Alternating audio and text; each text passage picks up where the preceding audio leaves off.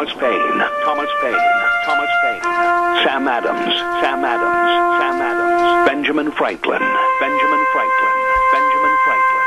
These men spoke up for what they thought was right. From their courage came such documents as the Declaration of Independence and the Constitution of the United States. From their willingness to speak what was sometimes unpopular but right, we enjoy such liberties as freedom of speech, the right to keep and bear arms, and freedom of religion. There are those who still wish to oppress our freedoms, and there are still patriots willing to stand up and defend life, liberty, and the pursuit of happiness. Men like Zeb Bell, who honor our founding fathers and what they stood for. It's now time for Zeb at the ranch, speaking up and defending your freedoms. Brought to you by Magic Valley Les Schwab Tire Centers and all of the other great advertisers on the program. And now, Zeb Bell. I have now a very important message for senior citizens and following certain Halloween rules. This is extremely important. You know you are too old to trick-or-treat when you keep knocking on your own front door, or you remove your false teeth to change your appearance, or you ask for soft, high-fiber candy only. And when someone drops a candy bar in your bag, you lose your balance and fall over. Remember that tonight when you're trick-or-treating. Here's Kate Smith and God Bless America, followed by a Patriot with our Pledge of Allegiance. Good morning.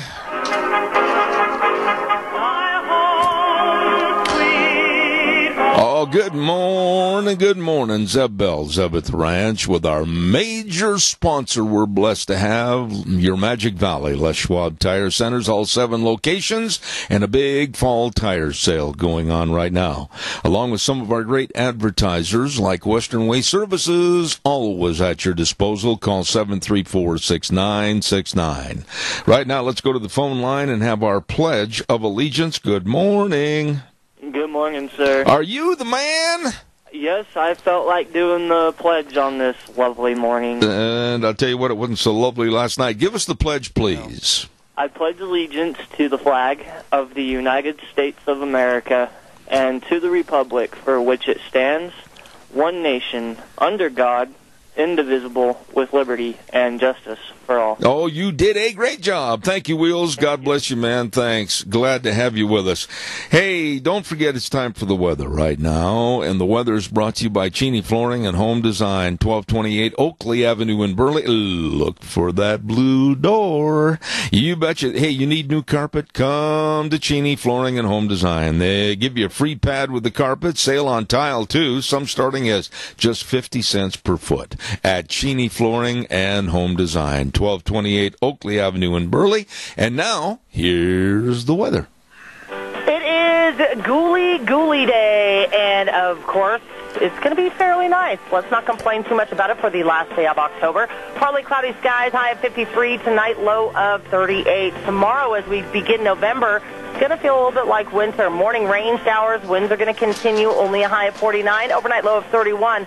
Then Wednesday through the weekend, looks like the sun's going to be shining. Highs are going to be in the mid-50s to low 60s. Yesterday's high was 62. The overnight low was 44. That is your weather for Zeb at the Ranch. I appreciate it, Gina. Thank you. Brought to everybody by Cheney Flooring and Home Design. Whatever you need to make your house a home at 1228 Oakley Avenue in Burley, look for the blue door. Good folks. Woo! What a windstorm went through here last night. Holy buckets. And I mean that literally. A lot of buckets with holes in them this morning. They got impaled on my fence. Look out, man. That was a rough storm last night. And Wheels, are we coming through all right? My wife just said there seems to be a lot of static on the air.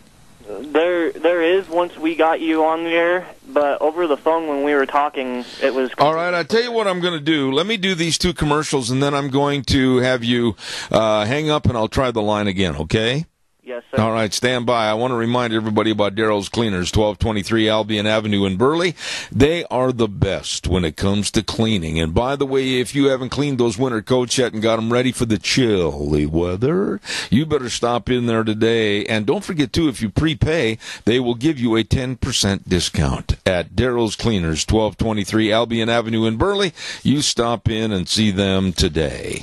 Also, I want to remind you about SafeLink Internet, and they really extended their hours of technical support and the people over there serving you with the doggone reliable, good, fast service that they provide. SafeLink Internet. Number to call, 677-8000, and you give them a call today. Tell them Zeb sent you, 677-8000. Wheels, I am going to hang up the line real quick and try to reestablish and tell me if the static is okay. Would you do that cover for me for just a second? Sure.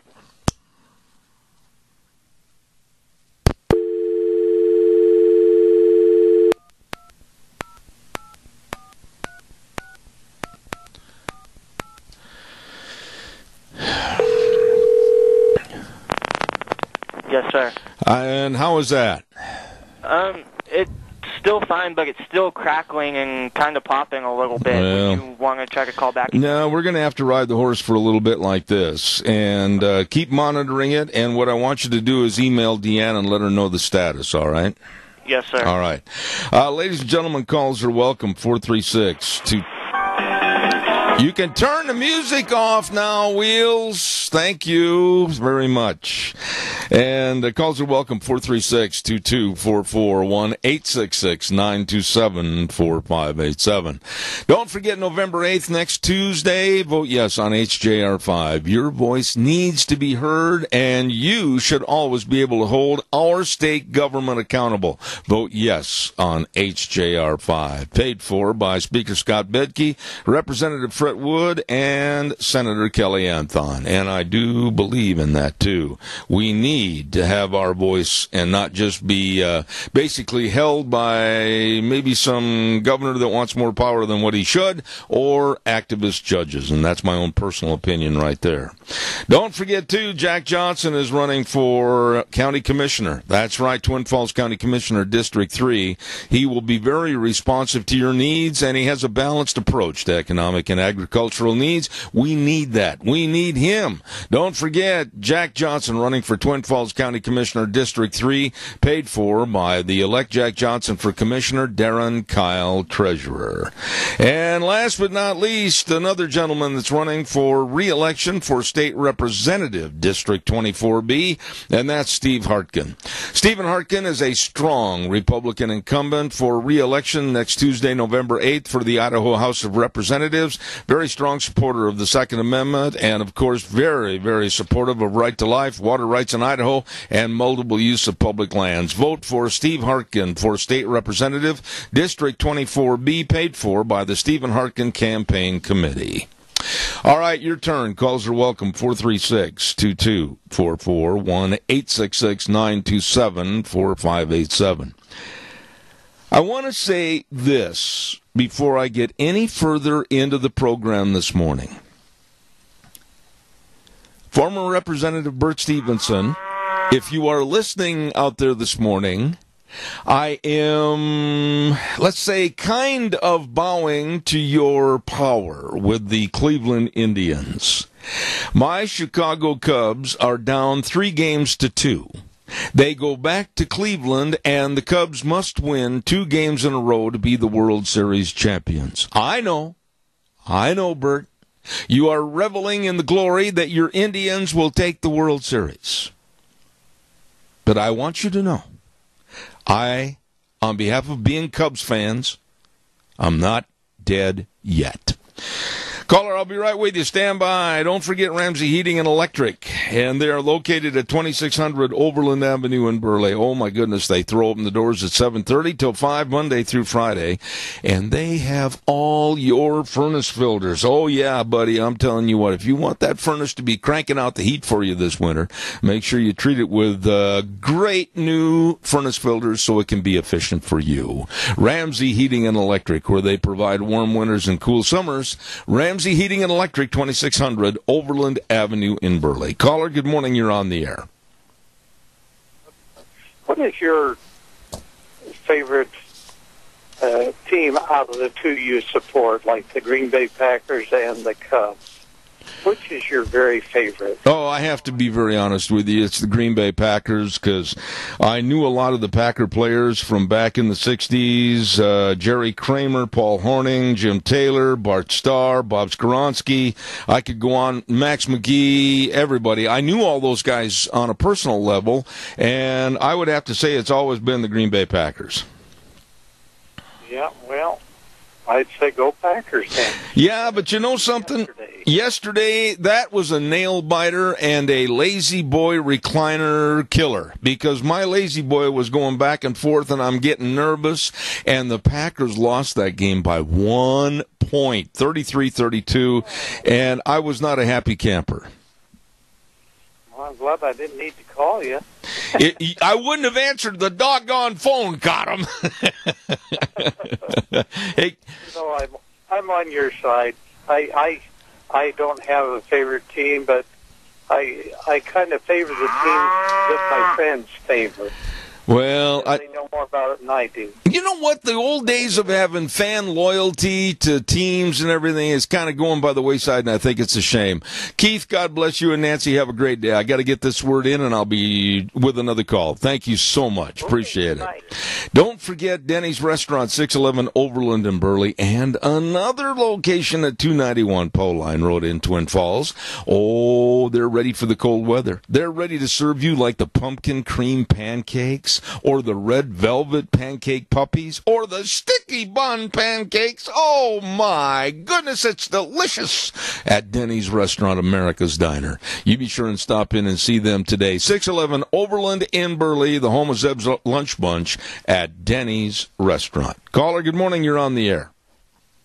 Yeah, I'd like to talk about the Obamacare. I was going through my mail last night, just going through bills and stuff. And I got my Obamacare new premium for next year of $947 a month is what I got to pay. And I'm a 40-year-old with a younger family who can't afford to go without insurance just in case, because I don't want to put my family in that financial burden should something happen. Why aren't we talking about Obamacare a little bit more? What's going on? It's ridiculous. Last year my premium was $700. Now they jumped it to $900. And I get a whopping $300 back. Premiums have rose so much, and this is through Select Health. Okay, now listen to me very carefully. I have on many occasions over the last couple of weeks talked about Obamacare, but in answer to your question, don't miss Wednesday's program right here at 10:30.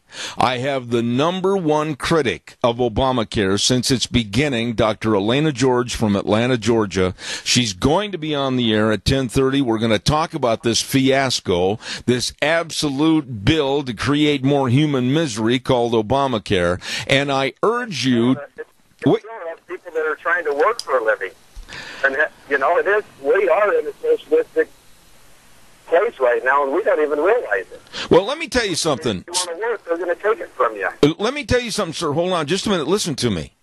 I don't know you. I don't know where you live. I don't know the status of your family, but you are paying an exorbitant sum and probably going to get a lot less. However, I can relate to your pain because my wife's health policy alone, just her coverage jumped to $800 a month for hers only. So I am as mad and bitter about this absolute debacle called Obamacare as anyone. Now, how come we're not hearing any of our senators that are running for Congress this year talking about it? Because they're cowards. That's right. I don't care who I vote for, but it will not be for any Republican that is on that page. Whoa. Why are you saying that when it wasn't the Republicans that started Obamacare? Why would you say that? Why are they sitting on their hands doing nothing? Well, wait a minute. Pick apart the people. Don't look at the party. Pick apart the people and say, well, did this person say anything or did this person say anything? And I can give you some examples. I'm not saying that I advocate everything he stands for, but look at Senator Mike Crapo. He's been on this program numerous times fighting, and I know personally that he's been fighting on the floor of the Senate against Obamacare, so there's a vote right there. But then you look at the other side, the Harry Reids and all the others, the Dick Durbins. All of those people in the Democratic Party have been trying to cover up up the mess that Obamacare caused, I should say. So why would you say you can't vote for any Republicans? Well, I guess first off, I'm just ready for a change, and that's getting rid of anybody that's been in there that's causing our problems for the last 20 years. Well, now, there you and I are on the same page, my dear friend, because I am sick and tired of this absolute shoe-in to have their seats all nice and comfy and put their shoes up on the desk and get a paycheck. I'm fed up with it like you are. So, yeah, I will let's tune in Wednesday morning because I am interested. Hopefully she's got some words on how we can cheapen it up, go through something else. She does. She does. She does have, and, sir, I will look forward to having you call in. Thank you for your call this morning. All right, thank you. God bless you. I agree with him. I'm just enraged. I've got a meeting with our insurance people tomorrow. I am enraged as to how we're being just absolutely slapped in the face with this insidious, stupid, absolute nightmare that Obama, and all those words I used previously, you could use for him too, developed to hurt us, the American public. It didn't help anybody. Good heavens, what kind of idiocy is that? It's breaking people. They're paying so much more, and they're getting less coverage. They're getting the opportunity to search for another doctor because theirs is gone on their coverage list. Wow, what a mess. Ladies and gentlemen, I want to talk about some good people right now, and one of those good people is Jim Patrick, running for re-election for the Republican District 25 senatorial seat. Jim is a fifth-generation Magic Valley resident and has served on the Agricultural, Education, and Business Committees, and also the JFAC Committee. He understands what's going on and can help and will help. Don't forget, Jim Patrick running for re-election, District 25 Senate, paid for by re-elect Patrick for Senate Treasurer Jim Patrick. Also, I want to talk about what's going on over in Jerome County. And we have a man that's running for Jerome County Commissioner, District 3, Charlie Howell. Charlie has worked diligently to spearhead the new jail project over the last 10 years. And he's a man that listens to everything. I know I'm on a couple of other boards with him. And he listens to everything, and he demonstrates team play. But he also is a very independent thinker. So remember, Charlie Howell, Jerome County Commissioner, District 2, paid for by the committee to re-elect Charlie Howell, Brenda Haddam, Treasurer. All right, calls are welcome. 436-2244, 1-866-927-4587. Yes, and I want to reiterate this. I'm not going to back up for anybody on this issue. I think Obamacare is absolutely a non-laughable joke, and it's becoming so insidious. You talk about a nightmare on Elm Street, that's Obamacare. And I am so blessed to have Dr. Elena George coming on this program Wednesday, and we are going to break this down from A to Z as to what it is, what it's become, and how to fight it, okay? She's a very, very knowledgeable lady, a doctor in Atlanta, Georgia. Tonight is, before I get into anything about politics, I want to remind you that tonight is Halloween. And with all the ghosts and goblins out there, a lot of trick-or-treaters, I urge you to be careful. They've got one mission on their mind, and that's to wear a costume, and sometimes the masks don't fit right, and they can't see. Drivers, I'm urging everybody, I don't care if you're out in the country, I don't care if you're in town, drive with extreme caution tonight, and be careful out there. Let's have a safe, sane Halloween. But I got to tell you, Halloween is becoming absolutely nuts with the politically correct set. I don't know if you heard about this or not, but I'm going to share it with you.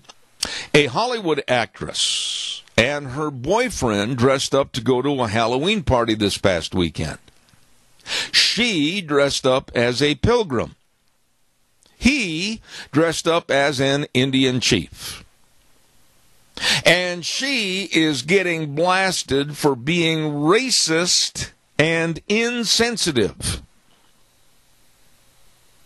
You know, I have said this many, many times before on this program, and I'm going to say it again.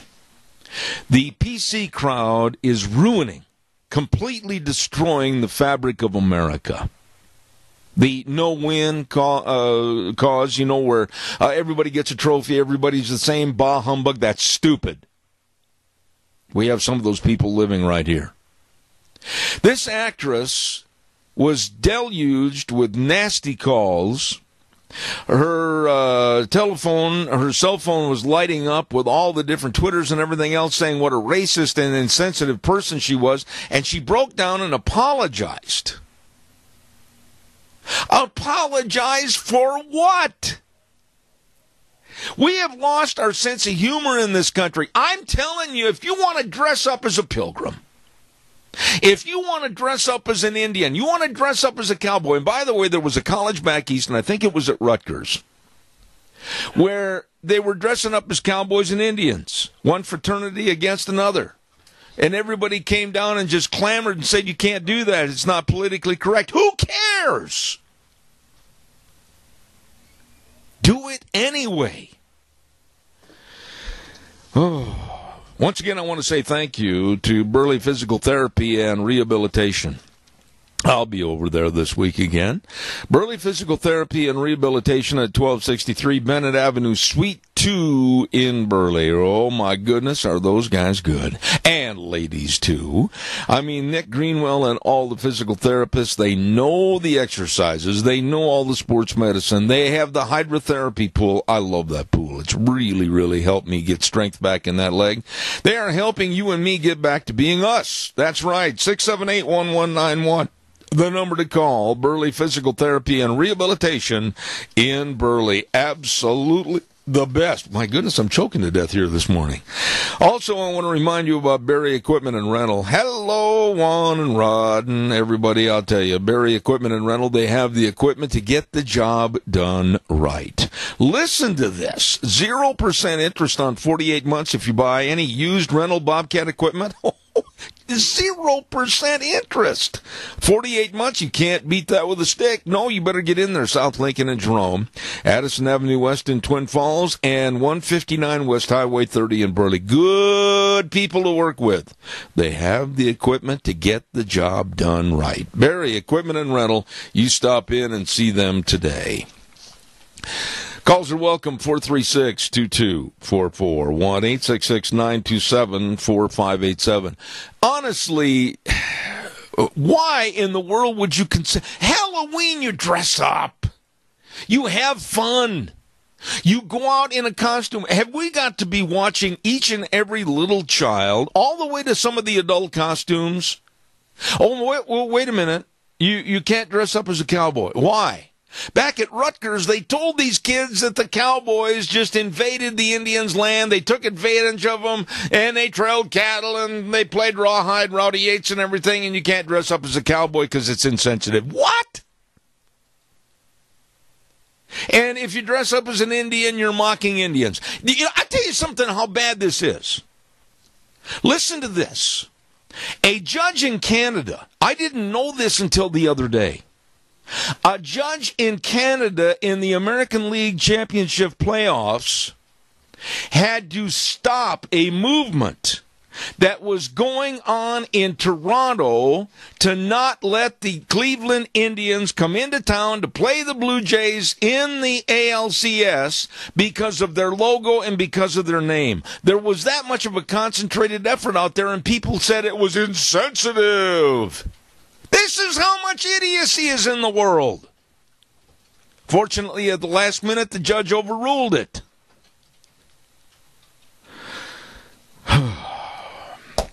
Don't forget our lovely Dr. Christine Pickup leading the charge on hearing for Mount Harrison Audiology and Hearing Aids. Number to call, 312-0957. And she is the only locally owned and independent hearing healthcare practice in southern Idaho. I urge you to call for a hearing screening today. Mount Harrison Audiology and Hearing Aids, especially this time of the year going close to the holidays. You want to make sure you're hearing everybody, all the grandkids and everything else. else. So you give her a call at 312-0957. Mount Harrison Audiology and Hearing Aids. Okay. Who wants to win a dozen cookies from Sophie's Chatterbox? Oh, my, look at all the hands out there. I'm telling you what, 530 East Street in Rupert, delicious bakery, delicious restaurant at Sophie's Chatterbox. And if you are a first-time winner, you are eligible. Come on, don't cheat now. I'm going to ask a really easy question right now this morning. Who was the best and original Dracula in the old scary movies of the 30s and 40s? That was his laugh. Anyway, who was that guy? Who was the actor? Give me a call, please, at 436-2244, 1-866-927-4587. Who was the best and original Dracula? Good morning, caller. You're on the air. Was it Bela Lugosi? Who is this? Cecilia Timmons. Cecilia Timmons. I like that name. That's very nice. Do you like cookies? I love them. And have you ever been to Sophie's? No. Well, you'd better get in there, call them first, and tell them you're going to be coming in for your cookies because you are the cookie monster this morning. Well, thank you. It was Bela Lugosi. I want to ask you a question. Do you remember his movies?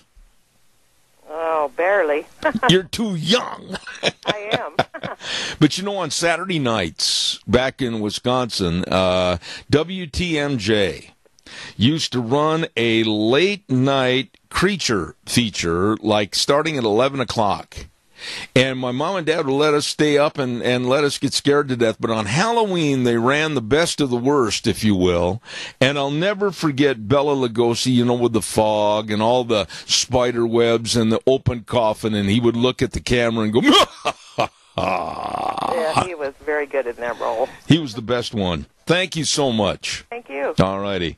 Thanks to Sophie's and thanks to Cecilia Timmons. She is the cookie winner for this morning. Congratulations. 436-2244, 1-866-927-4587. Give me a call. I'd like to hear from you.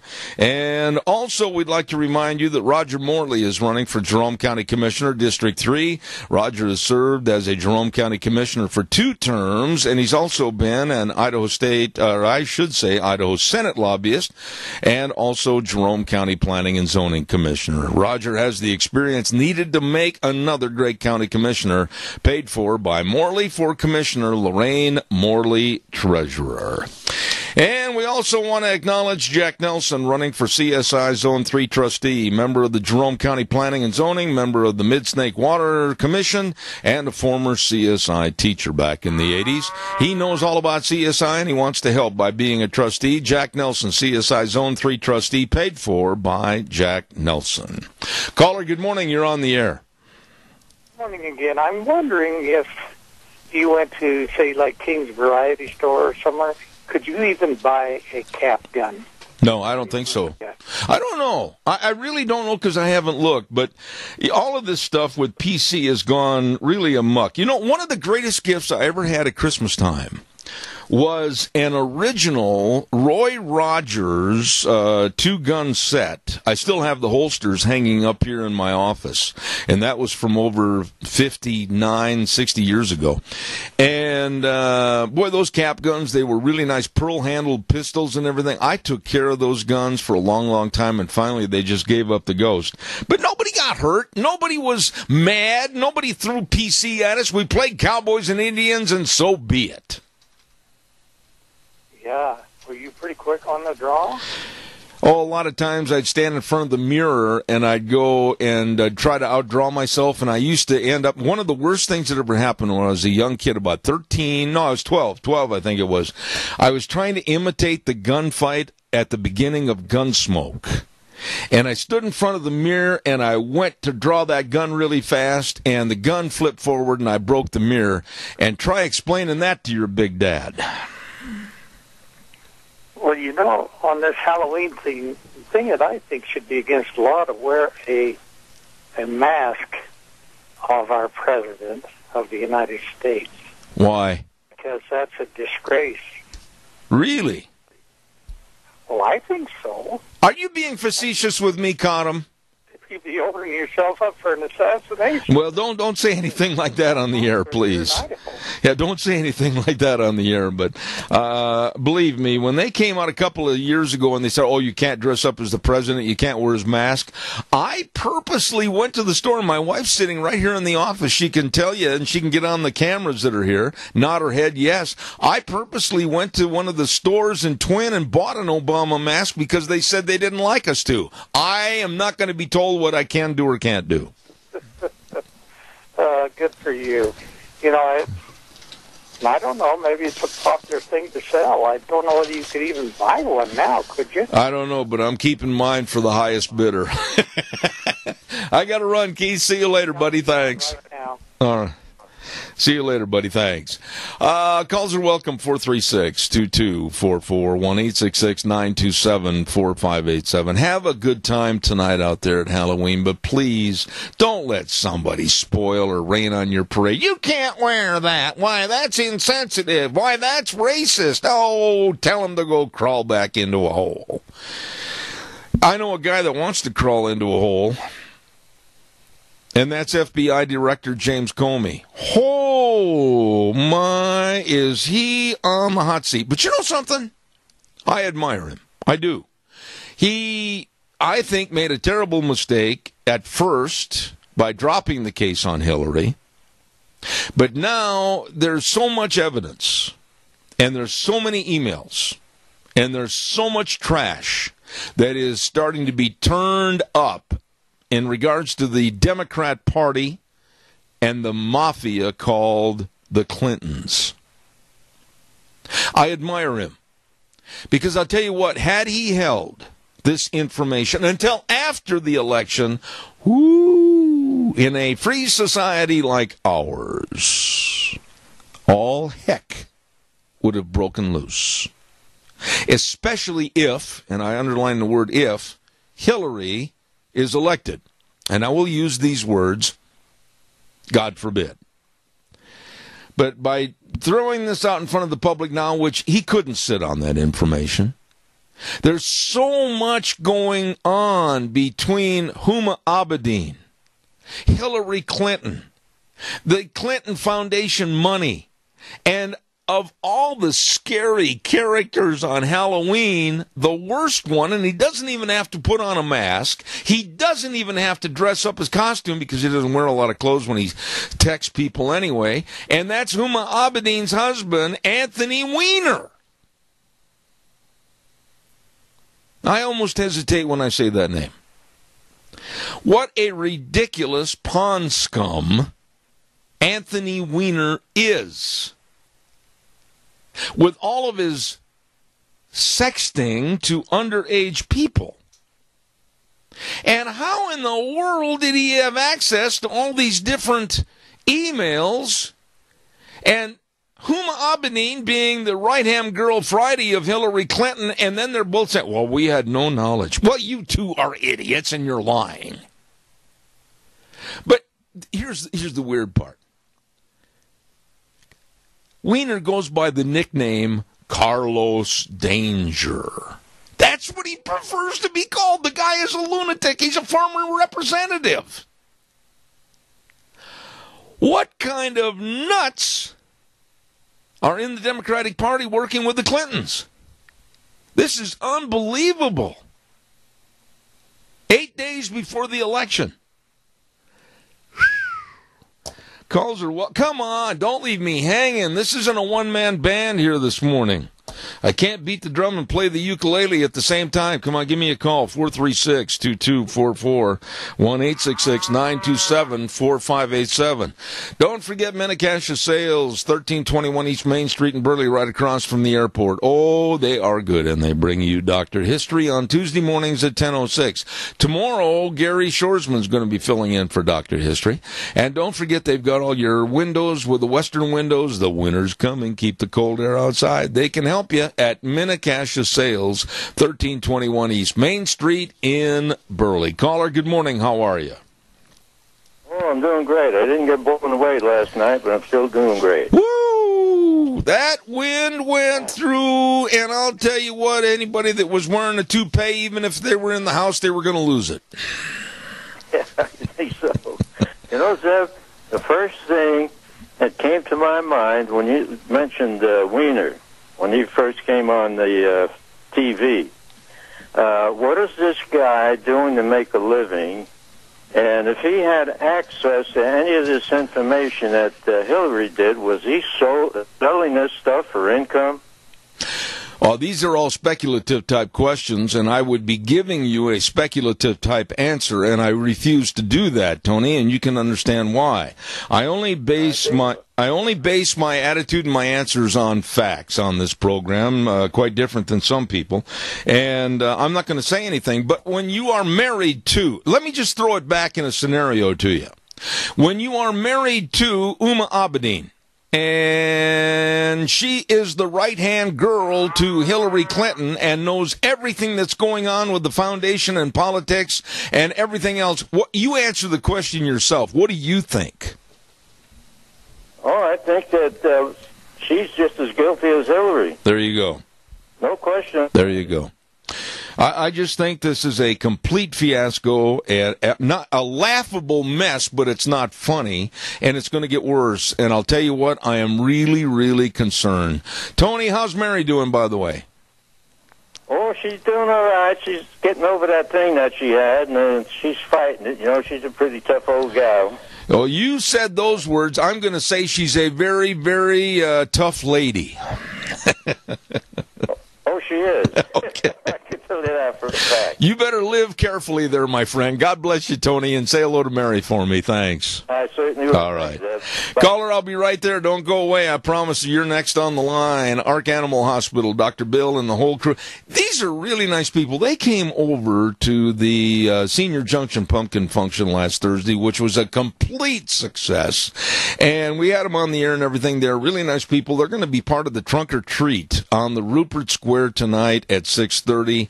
Dr. Bill and all of his employees are going to be there. And I'll tell you, I just have a lot of respect for them. What nice people, I guarantee you.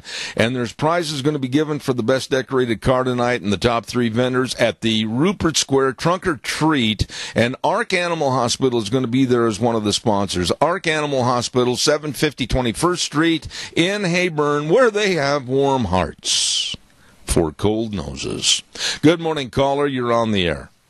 Good morning, sir. Hey, buddy. Hey, Hillary could have avoided all of this had she turned over the server and everything instead of doing the bleach bit and the deleting and the going through and the hiding. I mean, it's of her own doing. What does it tell you? This tells me I do not want her anywhere near a government office. Like you say, I wouldn't even vote her in as a dog catcher. Well, I tell you something. When you look at the rest of the Democrats, like Harry Reid, come on. Harry Reid, and never has been, never will again, America's #1 thug as far as I'm concerned in the Democratic Party. Harry Reid, that just shows what the left-wing mafia is. Yeah, and then who was I can't think of the guy's name. He was Bill Clinton's campaign advisor. He's on Fox now and then. My mind went blank. Mine did too. But anyway, yeah, he was saying that there's no there. Hillary's not under investigation. Yeah. One of the Fox guys was saying, well, so what is the server? And he said, yeah. He said, well, you think the server's going to do hard time, maybe life? You're talking about the governor, oh my goodness sakes, he ran for the presidency, Martin O'Malley. Yeah. I saw that interview live, Doug, and I got to tell you that on a scale of 1 to 10 for not being very bright, Martin O'Malley is about a -3. Yeah, he wasn't the brightest light bulb in the chandelier that day. No. I listened to, and I loved what Tucker Carlson did in that interview. He nailed his feet to the floor, and then he just kept jabbing him, and O'Malley couldn't get away, and O'Malley was getting mad, and he started calling Tucker Carlson by his last name, and you could see the veins in his neck sticking out, and I'm going, get him! No joke, it was funny. funny thing because I see on Facebook several different of my leftist people that are on my friends list. I mean, they said the same thing, almost word for word, what O'Malley was saying. You want to hear something that'll scare you, Doug? I'm going to ask you to stay on the line. I'm going to do a weather forecast, and if somebody comes into your business, go ahead and take care of them, and I'll go ahead with this. But I want to tell you something I read in the Times News yesterday that scared me to death. Stay on the line just for a minute, would you? All right. Weather forecast brought to you this hour by our dear friends at the Urgent Cares. Kyle James and the whole crew at the Riverview Urgent Care, 382 North Overland in Burley. Twin Falls Urgent Care, 2392 Addison Avenue East in Twin Falls. And Jerome Urgent Care, 133 West Avenue A in Jerome. With minor emergencies, you get in there, major care. Absolutely. Don't forget to get your flu shots, too. At, of course, all the Urgent Cares. Right now, here's the weather. It is Gooly Day, and of course, it's going to be fairly nice. Let's not complain too much about it for the last day of October. Partly cloudy skies, high of 53 tonight, low of 38. Tomorrow, as we begin November, it's going to feel a little bit like winter. Morning rain showers, winds are going to continue, only a high of 49, overnight low of 31.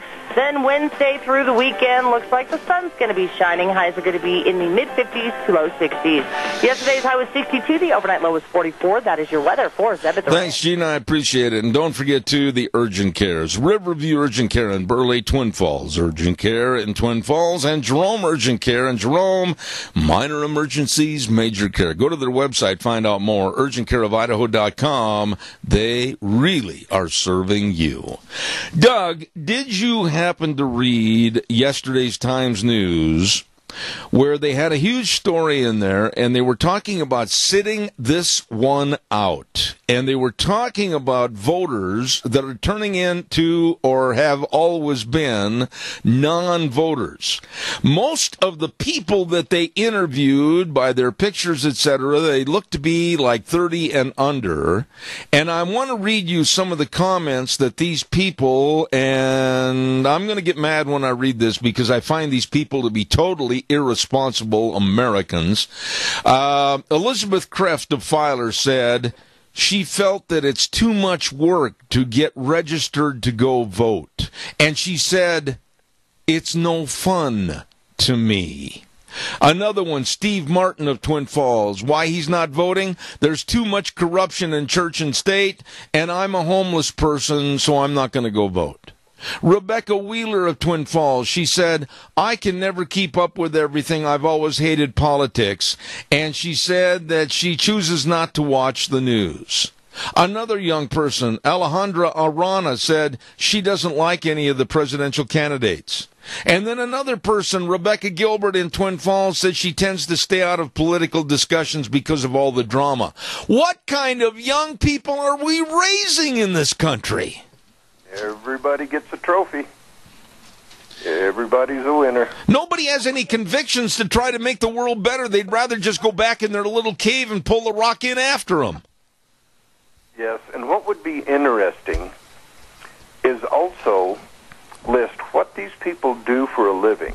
Not much. Where they, if they work for wages or if they're on welfare or what. That would be very interesting. I am just so sick and tired of this younger generation, not all of them by any means, because I know some tremendous younger people that are out there working hard every day to make things better. But this is just nothing but a lazy, slovenly attitude, especially the one girl that said, well, it's not fun for me. Well, the world is not fun, sweetheart. The world is real. You better start being a part of it. Obviously, she hasn't been out in the real world and been hit right between the eyes with the consequences. My tongue went with the results from her decisions. Oh, I am just livid when it comes to this. I can't understand why people are like that. I can't either. Doug, let me leave you. I know is very informed. They're trying to be very informed. And some of them that are on the left side of the aisle that's on my Facebook, they are very misinformed. And they're like you said, writing for the brand. Yeah. So your friend said one time, they're writing for the brand. They're backing a Democrat. They don't care how corrupt she is or how dangerous to the world she is. They're writing for the brand. Let me leave you, an old person like yourself that I know possibly will go out trick-or-treating tonight, and I want to leave you with one of the number one rules for senior citizens.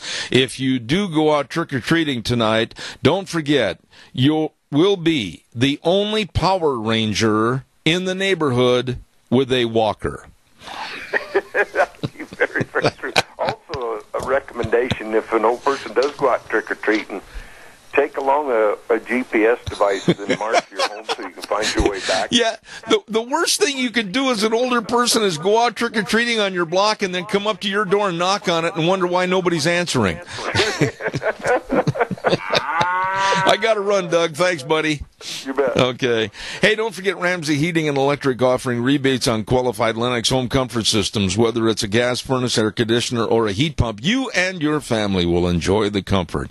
Ramsey Heating and Electric and Lennox, saving you money. Caller, good morning. You're on the air. Good morning, Zeb. I felt kind of compelled to call this morning and about something that happened the other day on television, and so that everybody kind of knows that I know what I'm talking about. When I left law enforcement, I took a position as a federal agent, and I was a nuclear weapons courier, and I did that for almost 10 years, and I had what's called a Q clearance. Now, there are different levels of Q clearance, but the lowest Q clearance is higher than top secret.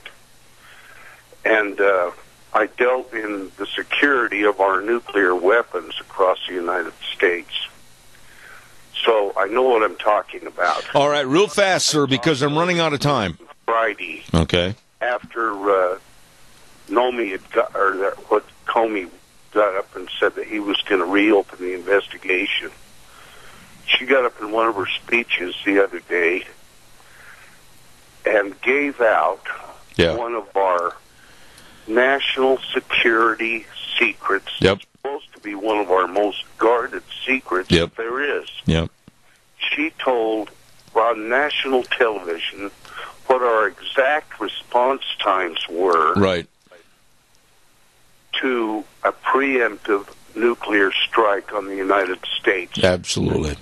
My jaw just about hit the floor, and she explained it all out. Yep. From the time she picks up the phone, or the president does, that phone's called the football, and calls Cheyenne Mountain, and the codes go out to the nuclear silos. She gave the exact response time on national television.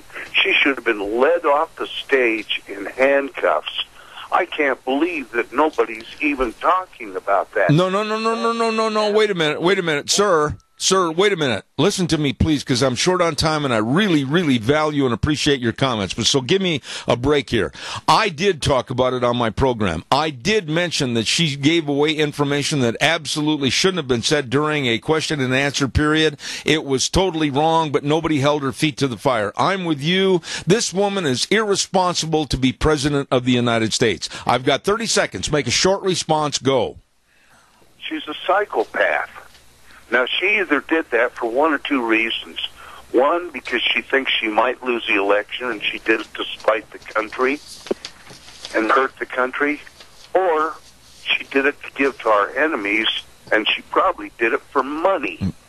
Well, again, speculation. I don't know how much farther we can go. I agree with you, and I won't get into speculation. I only deal in facts, and I certainly appreciate your call. Now, I'm going to ask you a favor. I'm out of time this hour, but I'm going to ask you to call earlier in the hour, maybe tomorrow, and we'll talk more about this. God bless you, and I appreciate your call. Thank you so much. You bet. All right, sir. Thank you. Got to run and get in the fact that there's a big fall tire sale going on right now at your Magic Valley Les Schwab Tire Centers. All 7 locations. Best tire value promise in the industry, whatever the road throws at you. From potholes to nails, any road hazard, their free guarantee protects you. Be sure and stop in and see Lane and Rupert, Dave on Blue Lakes and Twin, Mike and Buell, Mike and Jerome, Twist family and Paul, Daniel on Poline in Twin Falls, and my buddy Randy on Overland and Burley. Nobody does it better. All your tires, all your front end alignments, brake service, shocks and struts, batteries, all of this at your Magic Valley Les Schwab Tire Centers. Thank you very much. Right now, this good word for Senator Mike Crapo, and then Wheels will take us up to news from CBS.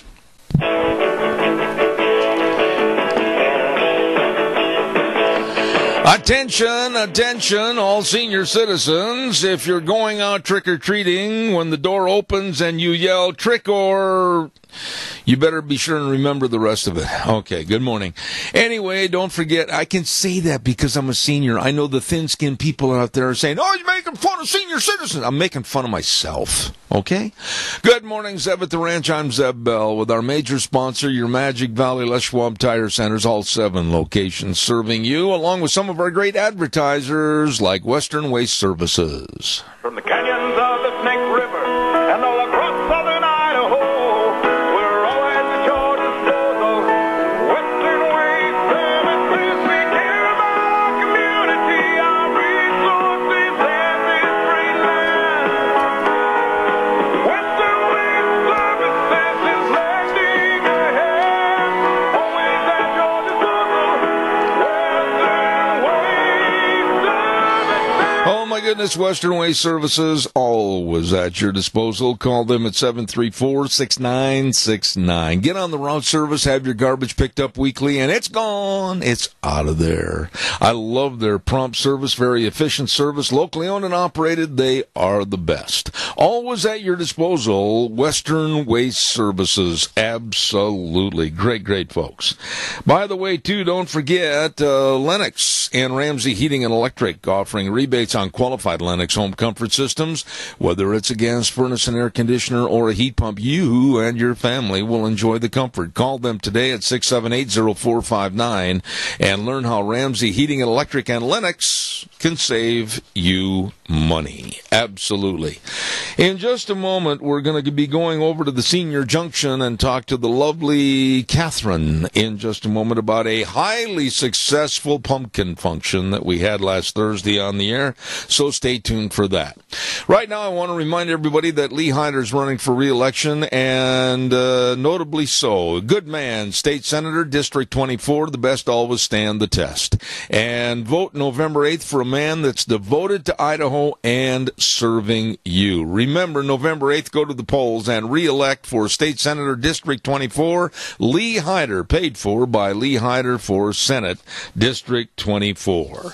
And by the way, too, encouraging better communication and cooperation within our branches of state government. That's what will happen when you vote yes on HJR 5. Remember, don't let activist courts take away our legislature's authority to approve or reject agency rules. Vote yes on HJR 5. Paid for by Speaker Scott Bedke, Representative Fred Wood, and Senator Kelly Anthon. Thank you very much. I had my lips sealed shut, and I bit both of them. Thank you very much. Also, don't forget our dear friend Jim Patrick, running for re-election for District 25 Senator. Jim, a fifth-generation Magic Valley resident, and has farmed for over 40 years, and was a banking director for over 20 years. He's served on the State Agricultural Education and Business Committees, and also served on the JFAC Committee. Re-elect Jim Patrick for Republican District 25 Senate. Paid for by Re-elect Patrick for Senate. Treasurer Jim Patrick. Right now, let's go to the phone lines. And a lady that absolutely is committed to making sure that the Meals on Wheels program and the Senior Junction are going to keep on keeping on. Here's Catherine, the director. Good morning. How are you? Happy Halloween. Oh, I want to say something to you and Dennis and everybody else. God bless you for it was way above and beyond effort to make the pumpkin function highly visible and successful. Well, thank you. We worked hard at it, and it turned out to be a fantastic day. We really had a lot of community support, and it was amazing. Okay, now let's break it down a little bit. People want to know. I mean, at one point at the pumpkin function last Thursday, and I'm sitting up there in the front on the air broadcasting live, I'm not exaggerating when I say I saw literally hundreds of people inside that center. There were hundreds, and we even had 200 junior high students from Burley Junior High come to walk through our spook alley, and they were thrilled with it. They had a blast. I heard lots of screams and laughter. It was wonderful. Well, you know, I was on the air interviewing superintendent of schools for Cassia County, Galen Smyer, and all of a sudden, there was a lot of that. There was a lot of that. It was, it turned out wonderful, and I really have to thank Albion Haunted Mansions for their props and their ideas on the spook alley, and they really came through for us. You know, you took Deanne and I through the spook alley that you had made. And by the way, that was first class, folks. The Albion Haunted Mansions folks let Catherine and the seniors have, let's just say, some of the displays. They made the hair on the back of my neck stand up. Boy, that was spooky. Yeah. What was that, Catherine? I said that was a little creepy. Well, you know, it was all in good fun and a lot of costumes, which leads me up to asking, have you picked some winners for the outstanding prizes, and tell us who won and what prize they're going to get? I have. I'm excited to say that our first prize in our costume contest goes to Melody Bond.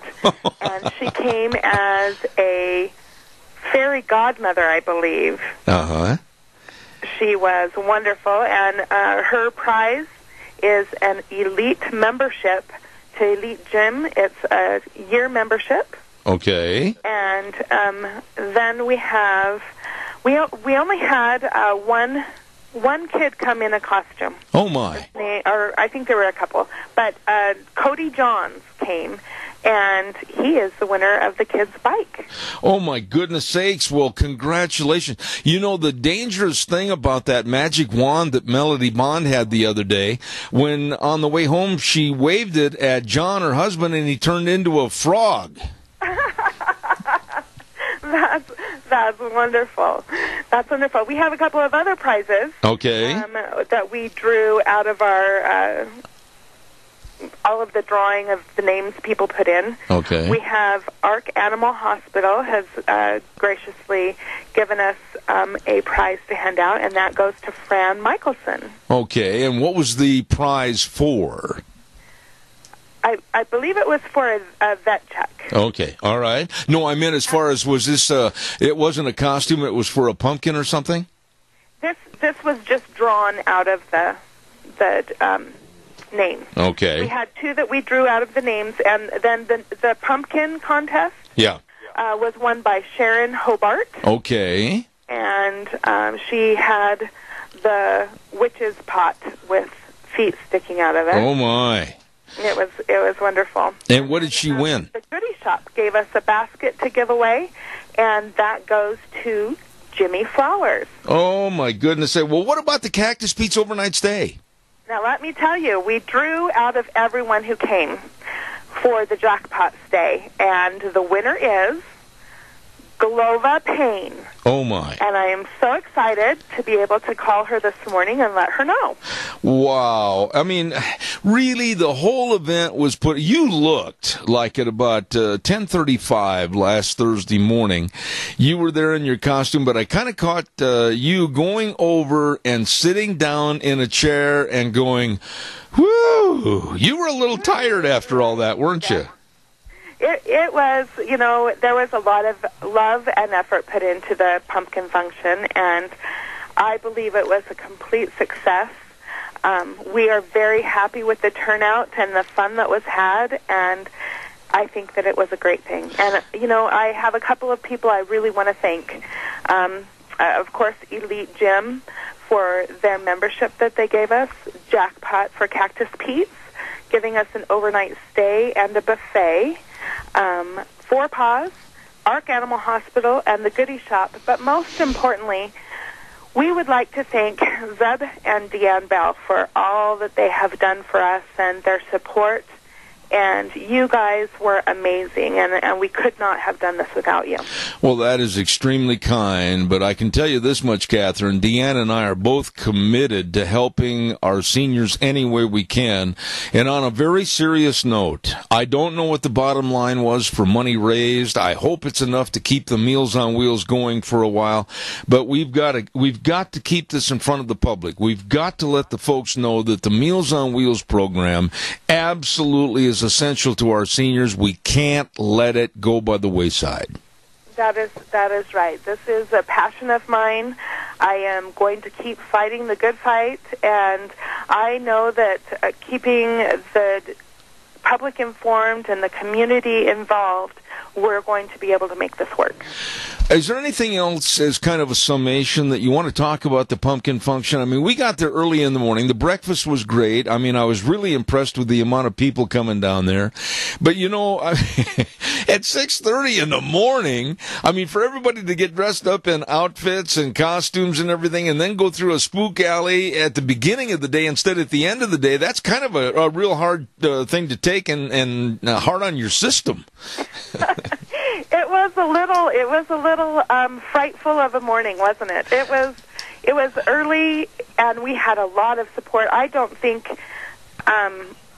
we had an empty chair in the house for most of the day. That's right. So it was a beautiful day, and I thank everybody for all that they've done.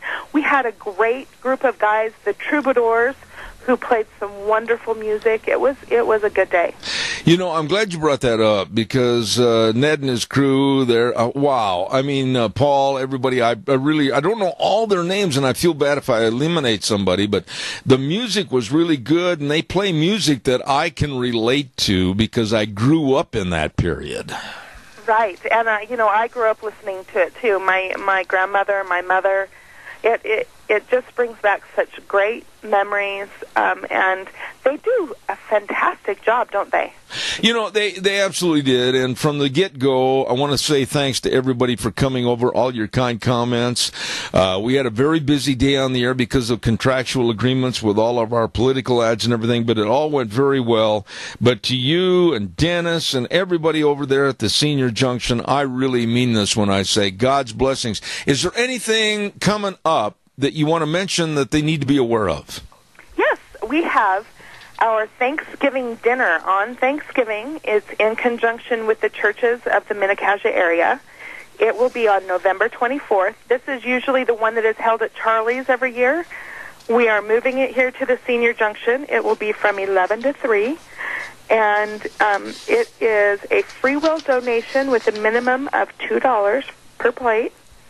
And there will be free clothing and blankets for those in need. And if you need a carry-out dinner, you want to order some for later at home, just give us a call at 208-878-8646. All right. Catherine, from Deanne and I to you, Dennis, the whole crew, God's blessings to you for a job well done. And I certainly hope we can do it again next year. I'm planning on it. It should be fun. And thank you so much. It was a great time. All right. Catherine over at the Senior Junction regarding the pumpkin function. Thank you very much. God bless. Bye-bye. Thank you. Nice lady. That was fun. That was really fun. It was tiring. I'll tell you what, we had a lot of people stopping by, and it was really, really a lot of just plain fun. But I really had to laugh. Seriously, my dear friend Galen Smyer was on the program with me, and we were talking about Cassia County Schools, and all of a sudden they brought in another busload of students, and all of a sudden you're, ah! And they were screaming going through that witch's den. It was a lot of fun. All right, calls are welcome. 436-2244, 1-866-927-4587. Hanson Mortuary, 710 6th Street in Rupert. Joel Heward, manager, along with his family and the staff. They really, truly serve you. And you know, when I talk about serving, you don't have to just drive to see them. They can come to the rural towns and churches and help you with all the arrangements. You don't have to go to them. And remember, they are there to serve you when there's the passing of a loved one, always, always with the highest ethical standards, with unquestioned integrity. Please call them today at 436-5636. That number again, 436-5636. Hanson Mortuary, 710 6th Street in Rupert. You know, I don't appreciate the wasting of my money. Years ago, I was not a very spendthrifty person. I wasted a lot of my hard-earned money on frivolity and new cars, new horse trailers, everything else. But then all of a sudden I saw the light. And I also saw my wife standing there with a baseball bat. But I changed my attitude. I do not appreciate somebody else spending my money to enjoy themselves and have a really good time. That's why I point the finger at Barack Obama. Oh, sure, there's going to be the naysayers out there that say, well, the president has to have a little time to relax. Well, then let him pay for it. I pay for mine, my R&R. Why can't he pay for his? You and I as taxpayers, and as far as a huge amount is concerned, I guess this is minimal compared to how far we're in debt, $20 trillion in debt, and all the billions that are spent every day. But you know what? It bothers me to think that the President of the United States will call up Tiger Woods and say, hey, Tiger, let's go play golf. We'll pick you up in the Air Force One, and we'll take, well, to any private golf course, and we'll kind of take care of it, all the security and everything, and you can help me with my wedge shot.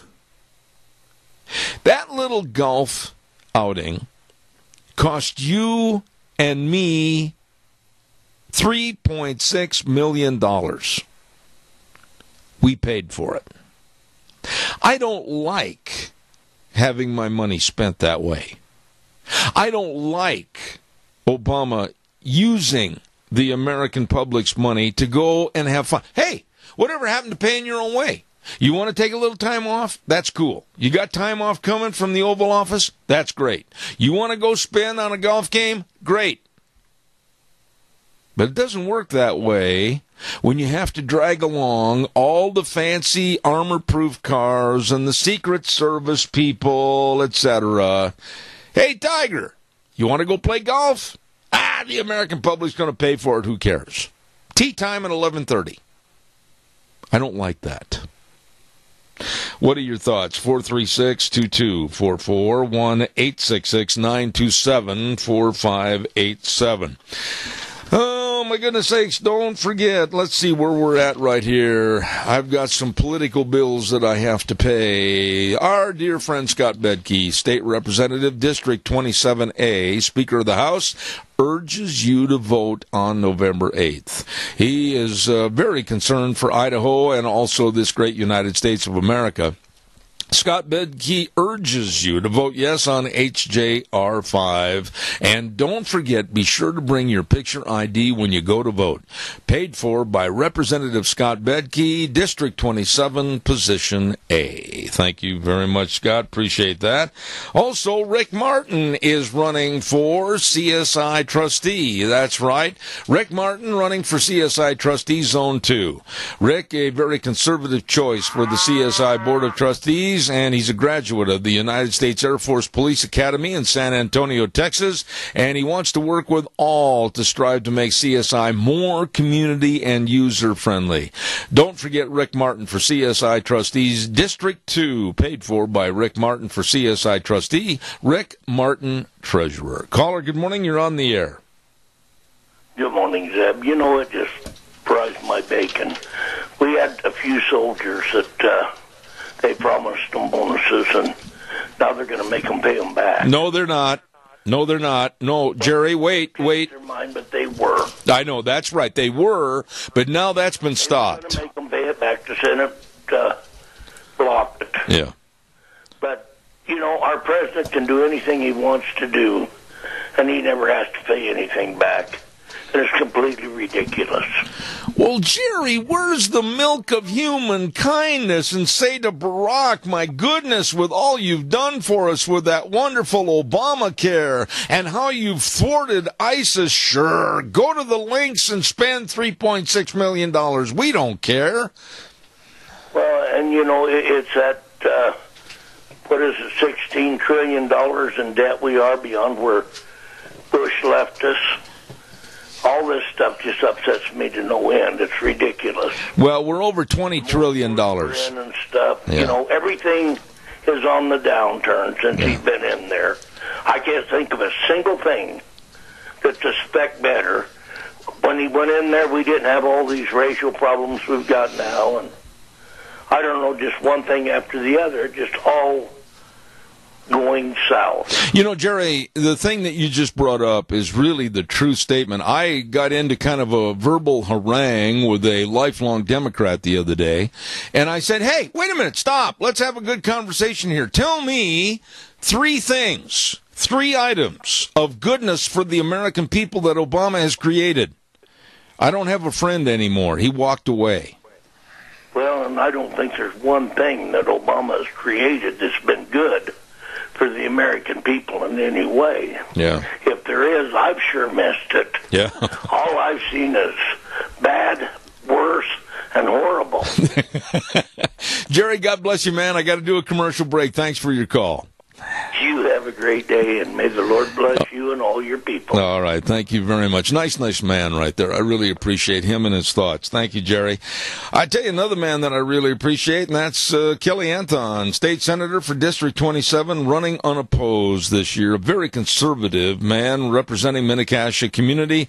And I'll tell you what, we're honored to have him as a state senator. And he encourages everybody to get out and vote. Take your picture ID to the polls with you and vote yes on HJR5. Kelly's getting the job done for us as a senator. Kelly Anthon, state senator for District 27, paid for by co-chairs Denton Darrington and Dean Cameron and the lovely Elaine Stevenson, secretary. Thank you very much.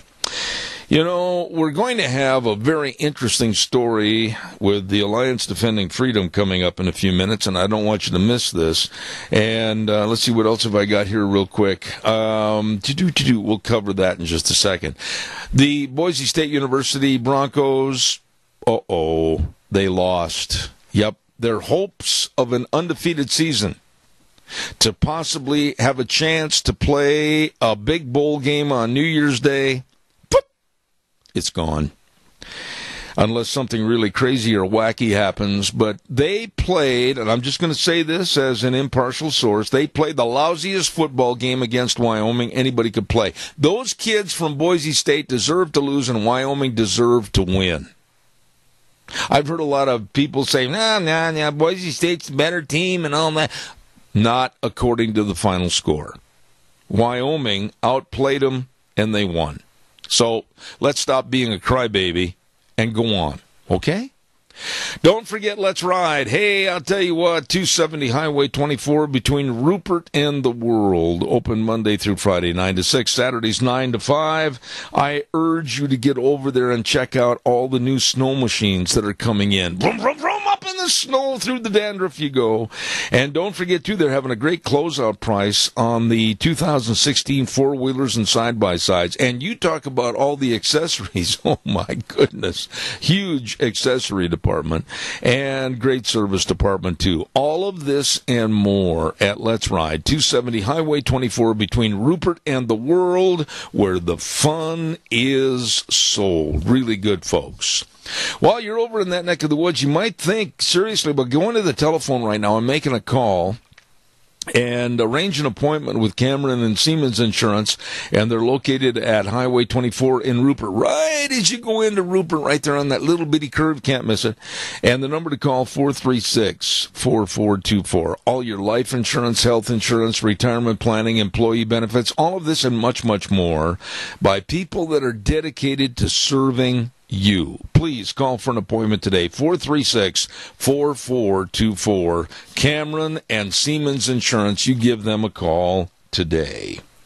We're going to have our guest with us in just a moment, and quickly I'd also like to recognize, of course, a great representative for the state of Idaho, and that's Clark Kaufman, District 25B representative, and he urges you to vote and vote yes on HJR 5 next Tuesday, November 8th. An amendment to the Constitution of the state of Idaho to ensure the separation of powers of the executive and legislative branches. Vote yes on HJR 5. Thanks to Clark Kaufman, District 25B representative, paid for by the committee to elect Clark Kaufman, Debbie Kaufman, treasurer. Right now we're going to go to the phone line, and it just doesn't seem like it wants to go away, and that's the absolute lunacy that's in our world today to try to stifle and stymie our free speech. And I have with us, with the Alliance Defending Freedom, a man that I've got all kinds of respect for, Matt Sharp, attorney. Good morning, sir. How are you? Good morning, Zeb. Good to be on the show. You know, Matt, I got to tell you that I'm getting madder and madder every day about our rights being taken away, our rights being trampled on. You can't say this. You can't do anything about that. People want to encroach upon our churches and try to rewrite the Bible. I'm telling you, if people realize how serious this is, they may take action. What's going on here? Yeah, so, I mean, this is a national ideological warfare, right, of efforts to diminish Christianity and the undeniable influence it's had on our country and replace it with a new ideology that elevates sexual orientation and gender identity. And I think that's nowhere more apparent than what we're seeing going on in our public schools, which have always been the battleground on this issue, right? Years ago it was going after prayer and Bible reading in schools and prayer at football games and things like that. And now it's going after the fundamental differences between boys and girls and saying they don't matter. And if a boy identifies as a girl, then treat him as a girl. Let him go to whatever bathroom and locker room he wants to and dress and be treated like a girl. And so it really is a battle against some fundamental truths about biology and anatomy, but you know, that definitely tie into our biblical values as well. You know, let me ask you this, and we need to really get into this problem.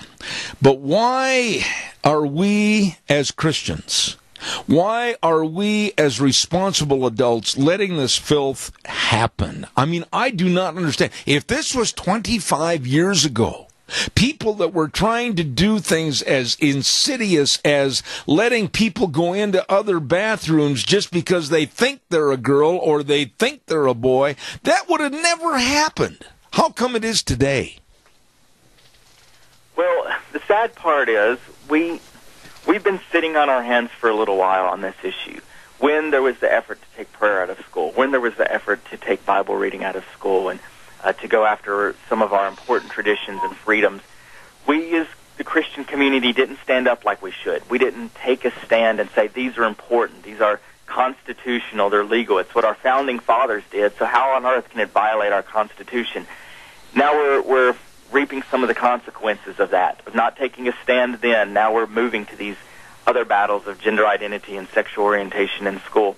But I don't think it's too late. And I think one of the most encouraging things is to see the Christian community, but even outside of Christians, they're just people that think common sense dictates that boys and girls should not be sharing the same locker rooms and restrooms, uniting together, taking a stand, and making an impact.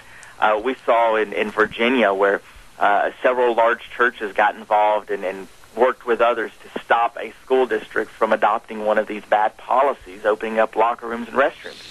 And so I think this is a matter of the church and Christians waking up and saying, look, this is not about forcing our religion on anybody. It's about common sense. It's about respecting religious beliefs and respecting religious freedom and free speech and all of these values, and not imposing an ideology on our kids that is harmful and that is going to have serious consequences.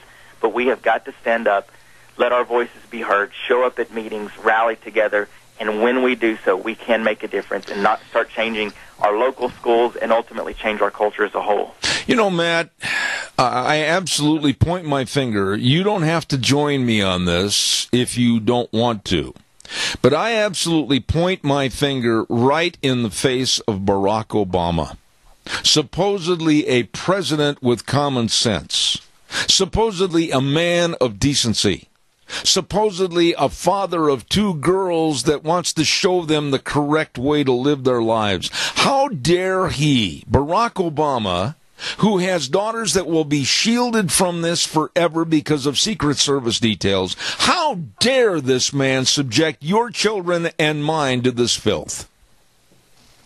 There is no doubt that he has done more to push this ideology on our nation, on our school kids, than anybody, any president ever. There's no doubt about that. I mean, you look from the Dear Colleague letter that went out in May to every school, every public school in the country, every private Christian college even that receives federal funding, every school telling them, you must treat a student consistent with their gender identity. If a boy asserts he's a boy or asserts he's a girl, then you must treat him as so. You can't question it. You can't get parents involved. You can't ask for medical diagnosis, nothing. Pushing that on schools. But it's not just that. I mean, we're seeing this being pushed on hospitals and doctors, even ones that are affiliated with Christian organizations, Catholic hospitals and groups like that, being told, you must perform sex change surgery, and we don't care what your religious beliefs say. We're being told in so many other instances where people cannot live according to their faith if it conflicts with this ideology being pushed by the Obama administration and the Departments of Education and Justice. So I agree. There has been no individual, especially a president, that has done more to push this agenda on our schools without any regard for the consequences it is having on school kids across the country. And I will say this, and again, if you don't want to get political on this, that's fine. That's your option. But for the American public to vote for the likes of Hillary Clinton with the mafia behind her of ill repute, how in the world could we ask for a continuation and furthering of Obama's viewpoints? It's beyond me. Well, I think what we're seeing is elections matter, right? And when we elect officials that have no regard for our constitutional values and for the ideas of privacy and the importance of religious freedom, there are consequences that flow from the national level, even state elections, local elections, school board elections. I mean, that's, one of the most troubling things is there ought to be hundreds and hundreds and hundreds of school boards across the country standing up against the Obama administration, but because we don't elect strong school boards and we elect ones that are more concerned about keeping power or accepting and pushing an ideology on students than standing for good values and freedom, we end up with the government we deserve a lot of times. And so I do think it highlights the importance of elections and of ensuring that those we elect share and embrace and support our values and are not working to undermine them. Otherwise, that leaves us to a situation like we're doing now of appealing to the courts, and that's what's going on with the Gloucester, Virginia case. This is one of the leading ones with this gender identity issue, of the school board having to go all the way to the Supreme Court and say, will you restore sanity to all of this? And fortunately, on Friday, the Supreme Court announced they are going to take this case. They are going to examine this issue of whether the Obama administration has gone too far in forcing this gender identity, this bathroom ideology on our public school kids. And so I'm hopeful, I'm cautiously optimistic that even with the current court that they'll restore some sanity. But why are we having to go to court? Because our elected officials are not doing what they should do and not respecting the law and our privacy rights. Matt, I want you to elaborate a little bit on one segment of this idiocy that's being perpetrated on the American school system. And that's talk about if you don't conform, Mr. and Mrs. America, and you don't buy into what we're trying to preach and teach, then you have to go in for brainwashing sessions. You have to change your thought because you're a bigot and a hate monger. You know something? Matt, right there, that shows you how far in the toilet American politics is today. Yeah. Whatever happened to the freedom to disagree? That is a backbone of democracy and of freedom, is that there are different ideas that we debate them, we discuss them, the best ideas win. But you know what? If I disagree with you, so be it. That you have the freedom to have your view, I have the freedom to have mine. But the left, especially with the sexual orientation and gender identity stuff, there is no disagreement that they will ever accept. You either conform, you either agree with their ideology, and you either embrace it wholeheartedly as it's forced upon our public school kids, or there is something wrong with you, and we will come after you. And so you see circumstances, obviously, of kids taking a stand, showing up at board meetings to say, hey, I'm not comfortable with a boy coming into my girls' locker room. And what happens to these girls that courageously take this stand? They're mocked, humiliated, called bigots. They're dragged out on social media for what they say. And these girls are now living in fear because they simply asserted a common sense proposition that my privacy is important and a boy shouldn't be in my locker room or restroom. But that's what happens. They go after these individuals that dare take a stand against their agenda, dare take a stand against their ideology, and seek to crush them. And so when we see individuals, students, parents, school boards that are taking a stand, man, those are heroes in my mind, because you are standing against the full force of the LGBT movement, of the mocking and ridicule and everything that they throw their way, and they're taking a stand and saying, this is a battle worth fighting for. We need more people like that. We need more heroes like that are willing to take a stand and say enough is enough, because the only reason the other side has power is because we're giving it to them, because we let their humiliation that they rain down on us and the name calling and the calling us and labeling us bigots and all of that, we let it be effective, and that's why they keep doing it. But if we took a stand and we shrugged it off, it would not matter. You know, I'll say this before we take a call, and I couldn't agree with you more on your statement about the LGBT. They're a bunch of punks and they're a bunch of terrorists with a lot of threats against the rest of a civilized society, and I, for one, am sick of it. Caller, good morning. You're on the air. Good morning. This will be a question for your representative. You know, it's, in my mind, it's a travesty that James Comey is going to have to go through. Because if Hillary is elected, he'll not only lose his job there, but I'll bet you she will go after his pension and make sure he can never work in a government agency again. Well, that's a little off topic right now, though. Keith, I want to stay on topic here this morning with my guest, and so that's something I'll discuss at a later time, and I appreciate your viewpoint, but not at this juncture, because I want to talk to Matt about this court case, okay? Oh, okay. All right, thank you. Matt, going back to this, are some of the school districts around the United States, are they caving to the pressure of the idiotic left? Yes.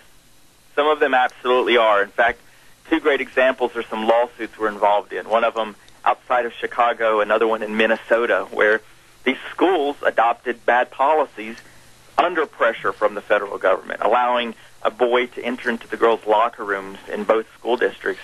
And the stories these girls tell are heartbreaking of the ridicule if they try and go someplace private in the locker rooms and change. One girl talks about she wears her gym clothes underneath her street clothes when she goes to school, and then takes those off, gets in her gym clothes, leaves those on the rest of the day with her street clothes on top, because she doesn't want to have the risk of being seen undressing in front of this boy. The school in Minnesota, the boy is dancing around, working, and all of this stuff in the locker room.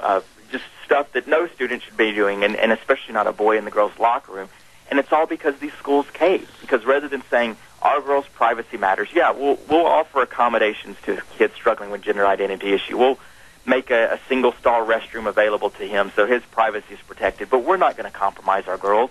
That's what these schools should be doing, and some are. We've seen lots of schools across the country that are taking a stand, but unfortunately, a lot are caving as well.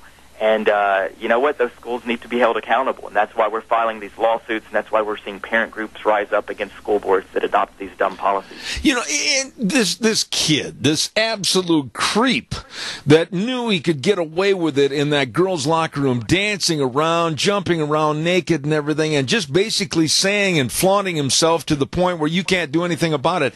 Is that the kind of school, is that the kind of school system and education we're sending our kids off to public schools to be put in front of this pornographic and very sick, perverted lifestyle? What in the heck is the matter with us?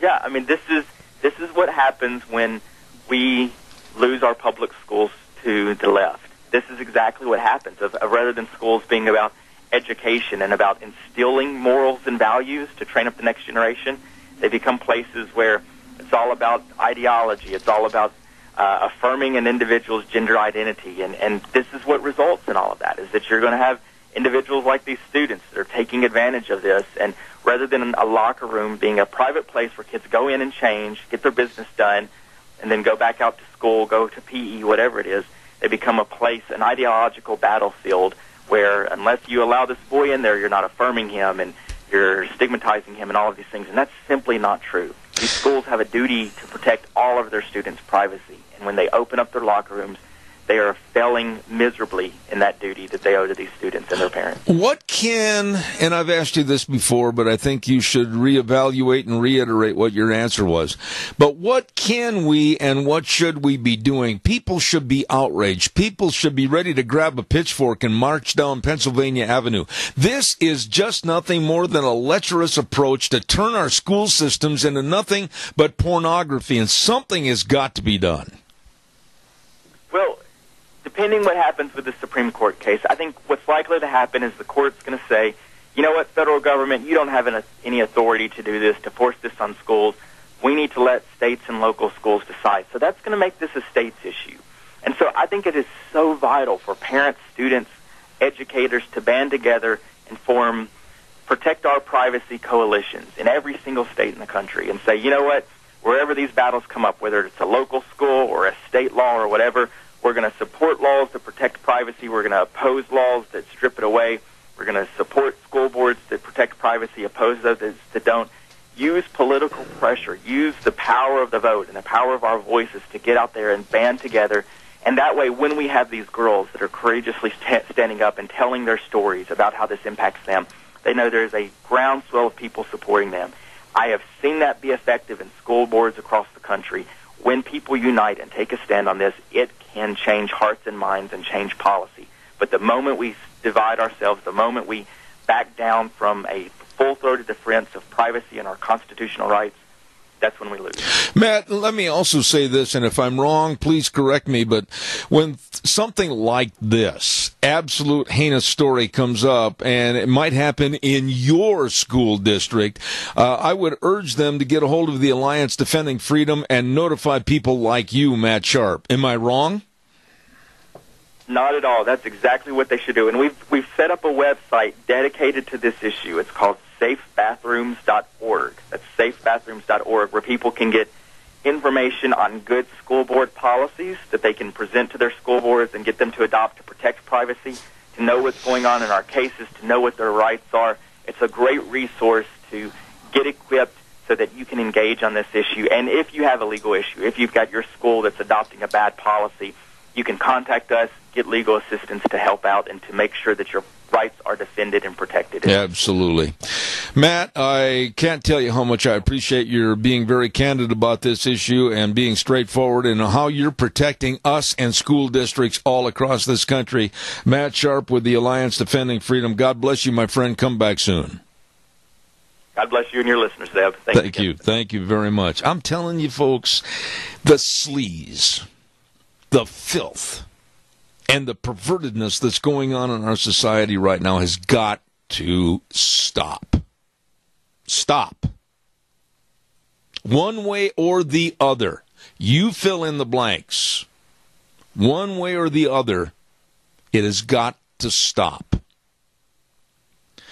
It's time for our weather forecast right now, and our weather is brought to you this hour by some wonderful people serving you, especially at this time of the year.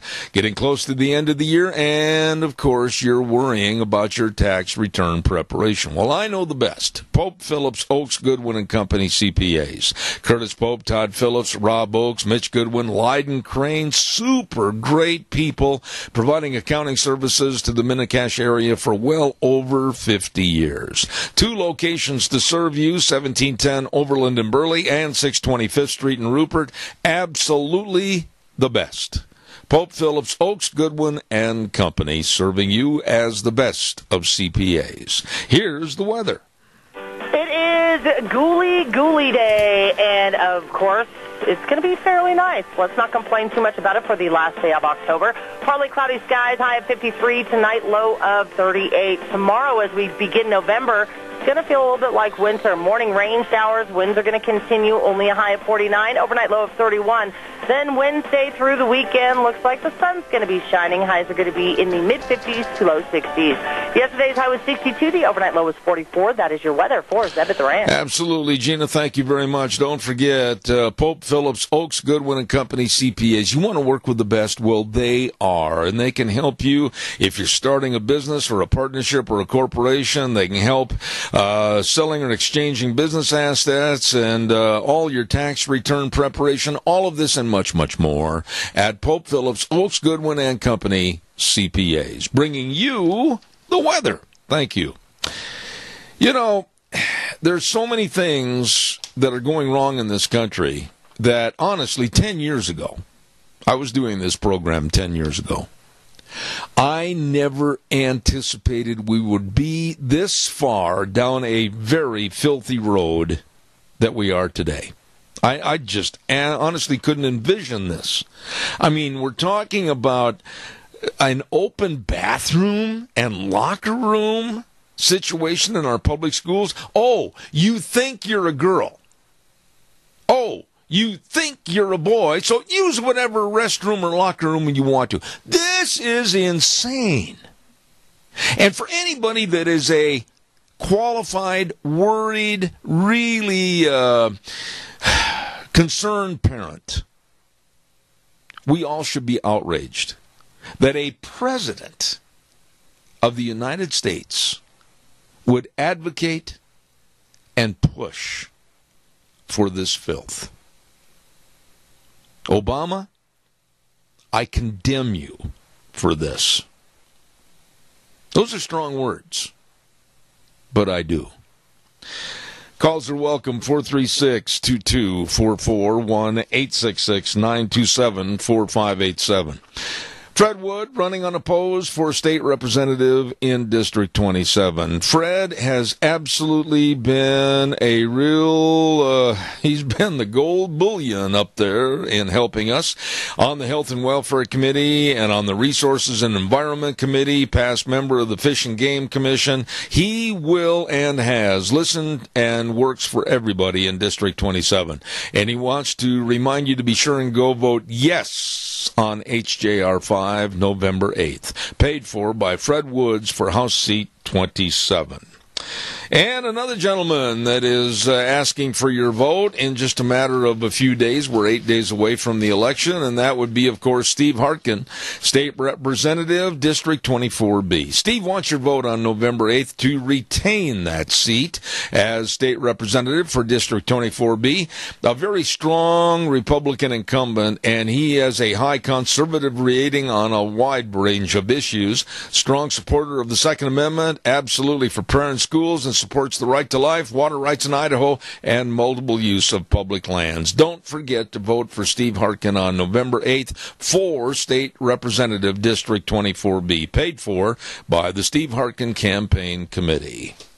I've got time for a call. Give me a jingle real fast at 436-2244, 1-866-927-4587. Listen to this. I mean, these are just some of the stories.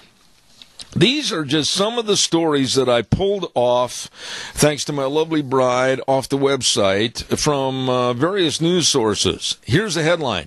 Now 5 FBI field offices are probing Clinton charities, adding fuel to the fire. Okay? Here's another one.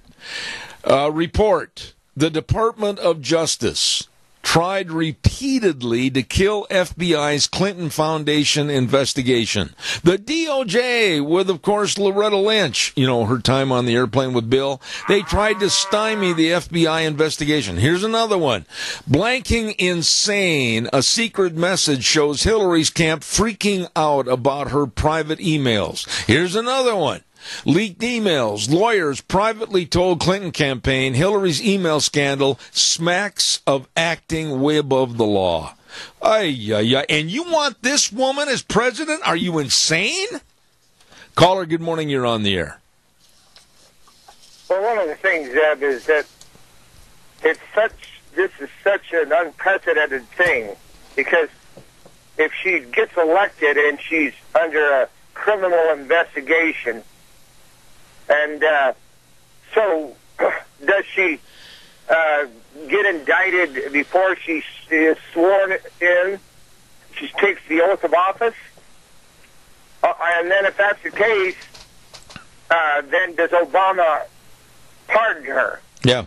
Okay? And then if she wins and she takes the oath of office, and how you could give her the oath of office with this hanging over their head and the American people tolerating it, I don't know. But does she pardon herself? It could happen. Okay, and so you see how, okay, like Doug Schoen said yesterday, he says it's a constitutional crisis here.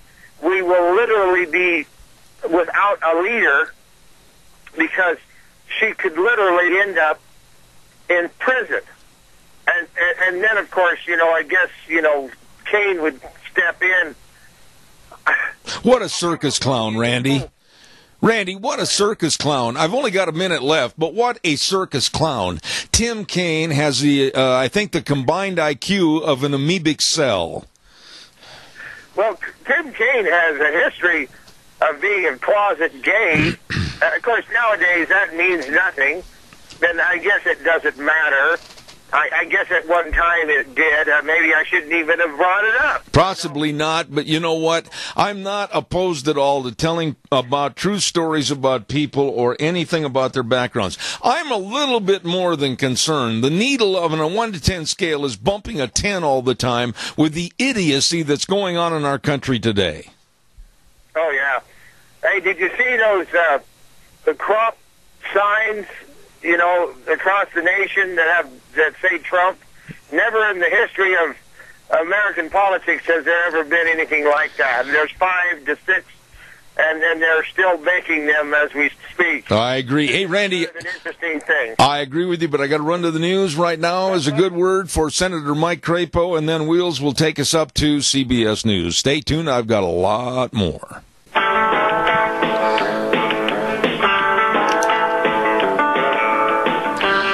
Oh, good morning, and welcome back to Zeb at the Ranch, hour number 3 with our major sponsor, your Magic Valley Les Schwab Tire Centers, all 7 locations serving you, and some of our great advertisers, like our friends at Western Way Services, always at your disposal. Call them 734-6969. We're going to have our guest with us on the phone in just a moment. Katie Brown is going to be here from Energy in Depth, but stand by. I also want to remind you that Maxine Bell, State Representative, position District 25A, urges you to get out and vote on November 8th. Maxine, a retired farmer and school librarian that has played a major role in Idaho politics as co-chairman of the Joint Finance Appropriations Committee, urges you to get out and vote next Tuesday, November 8th. Maxine Bell, State Representative, District 25A, paid for by Re-elect Maxine Bell for State Representative,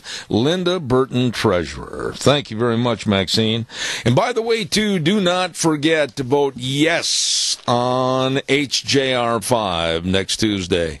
Don't let activist courts take away our legislature's authority to approve or reject agency rules. Vote yes on HJR 5. It encourages better communication and cooperation within our branches of state government. Vote yes on HJR 5. Paid for by Speaker Scott Bedke, Representative Fred Wood, and Senator Kelly Anthon. And real quick, another gentleman that's done a lot to help serve the state of Idaho, and that's, of course, Clark Kaufman, State Representative, District 25B. He encourages you to support and vote yes on HJR 5, an amendment to the Idaho Constitution to ensure the separation of powers of the executive and legislative branches. Don't forget, vote yes on HJR 5 next Tuesday, November 8th, paid for by the committee to elect Clark Kaufman, Debbie Kaufman, Treasurer.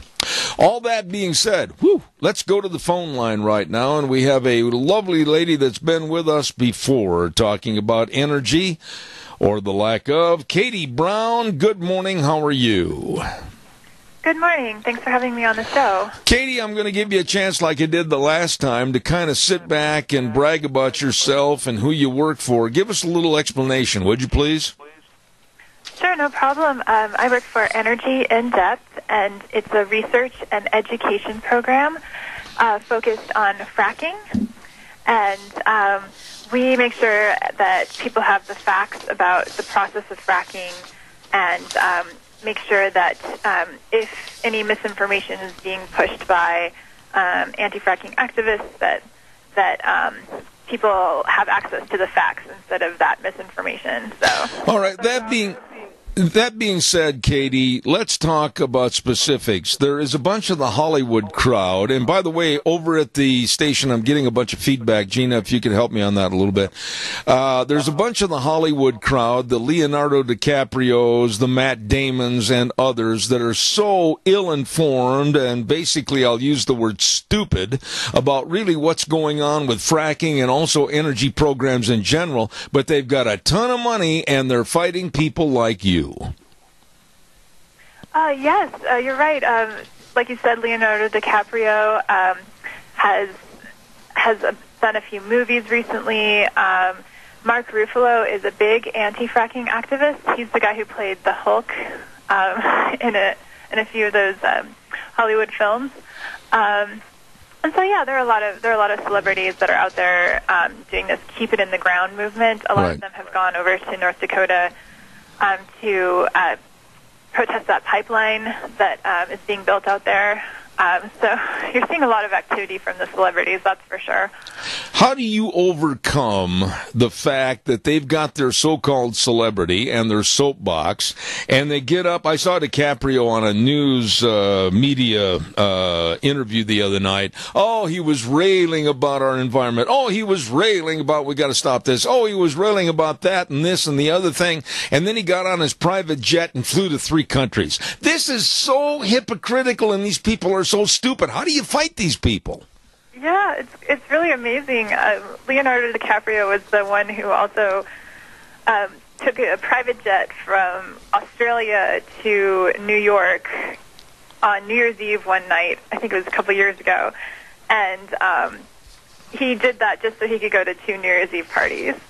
And that is, I mean, the amount of greenhouse gases that must have been is just phenomenal. You know, and I don't even believe in that stuff. Katie, I got to tell you right up front, I think that man has not caused any declination to our environment whatsoever.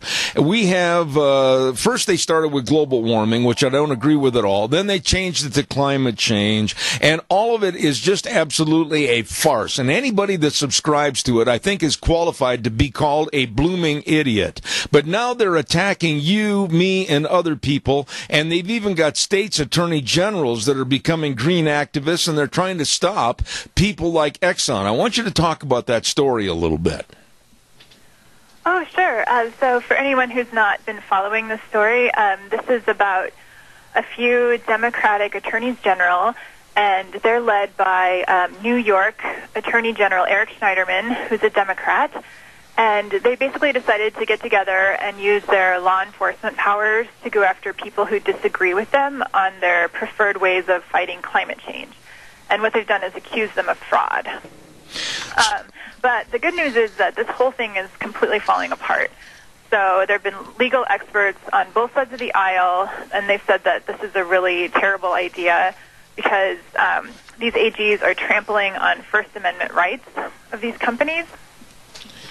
And you're seeing that a lot of people are running away from this investigation too. So Schneiderman has a big, has a coalition of attorneys general, and a lot of them are running for the hills, basically. So he's kind of been left alone in this investigation. Let me ask you. ExxonMobil and a lot of other conservative organizations for their views on fighting climate change. Let me ask you this then, Katie. Isn't Schneiderman the guy, and I'm going to really have to bite my tongue when I describe him, isn't he the one that wanted to make people like me and our voices go away because we didn't believe in climate change, and he was going to try to get legislation passed to, A, get us off the air, and B, shut us up? Well, this is certainly about silencing free speech, and that's what legal experts have said over and over again. And that's why he's not getting much support. The only people that support him are foundations who are funding this entire Exxon New effort.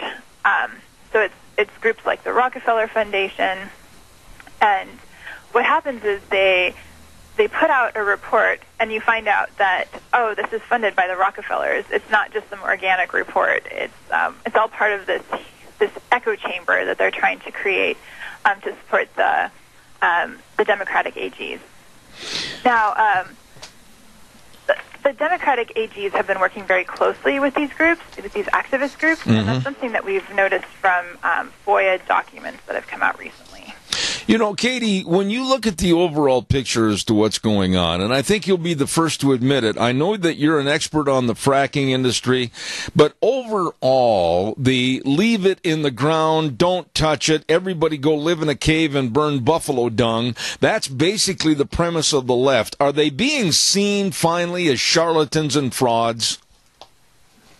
Well, when you look at the actual scientific studies and when experts come out and talk about this, they say, keeping all these fossil fuels in the ground is completely unrealistic. So you have celebrities on the one hand, chanting keep it in the ground, and then you have scientists on the other hand saying, you can't do that. And not only are they saying that, but they're saying that, because of our increased use of natural gas, this is a good thing for the environment because it brings down air pollution, it brings down greenhouse gas emissions. And so what these activists are fighting for is the opposite of what their goal apparently is, which is to improve the environment. So yeah, that's the important point there. But really, when you run up against people, let's go back to Leonardo DiCaprio, pardon me. And he's nothing more than an actor. He barely got through the school system. And look at Matt Damon. Again, nothing more than an actor. He learns the lines that somebody else wrote for him. He stands in a spot, recites the lines, and he walks off stage according to a command of the director. And all of a sudden, these guys are supposed to be so doggone smart. What's the matter with us? Yeah, it's very funny. They're not exactly scientific experts, and they are the ones denying the science. The science tells us that fracking is safe, the risks are manageable. It's telling us that it's good for the environment. And so they completely deny all of that science, and they stick to their ideological keep it in the ground philosophy, which doesn't help anyone. What about, though, Katie, the students in high school, the students in colleges and universities led by the nose by liberal professors that want to keep everything in the ground, the greenies, etc.? How do we overcome that? Well, I think just making sure that the science gets out there and that people have access to that. And that's why a program like Energy in Depth exists, because, we want people to have access to those facts and that science, because otherwise you're fed misinformation from a Hollywood actor who has no scientific background, doesn't know what they're talking about. Absolutely. Is there anything as final thoughts on fracking and the idiocy on the left that you want to talk about this morning? Go ahead. You have the floor to wrap things up. Oh, well, thank you. I think even recently, even President Obama said that we have to live in the real world and that fracking brings down greenhouse gas emissions. So that just goes to show you, even if a Democratic president is saying this, that these folks like Leonardo DiCaprio and Mark Ruffalo are just so far to the fringe that they're just marginalizing themselves because they have very few followers when the rest of the party, even the Democrats, are saying that they're going too far. That's saying something. Katie Brown, I always look forward to having you on my program, and we'll look forward to having you back in the future. Thank you so much for what you represent and what you do. Thank you for being on the show. Thank you. All righty. God bless. Thank you. Katie Brown, I got to elaborate again on this a little bit. I have been in the movies. Big whoopee deal. Okay, I've been in 6 motion pictures. And Your intelligence and your intellect does not go up just because you're in a movie.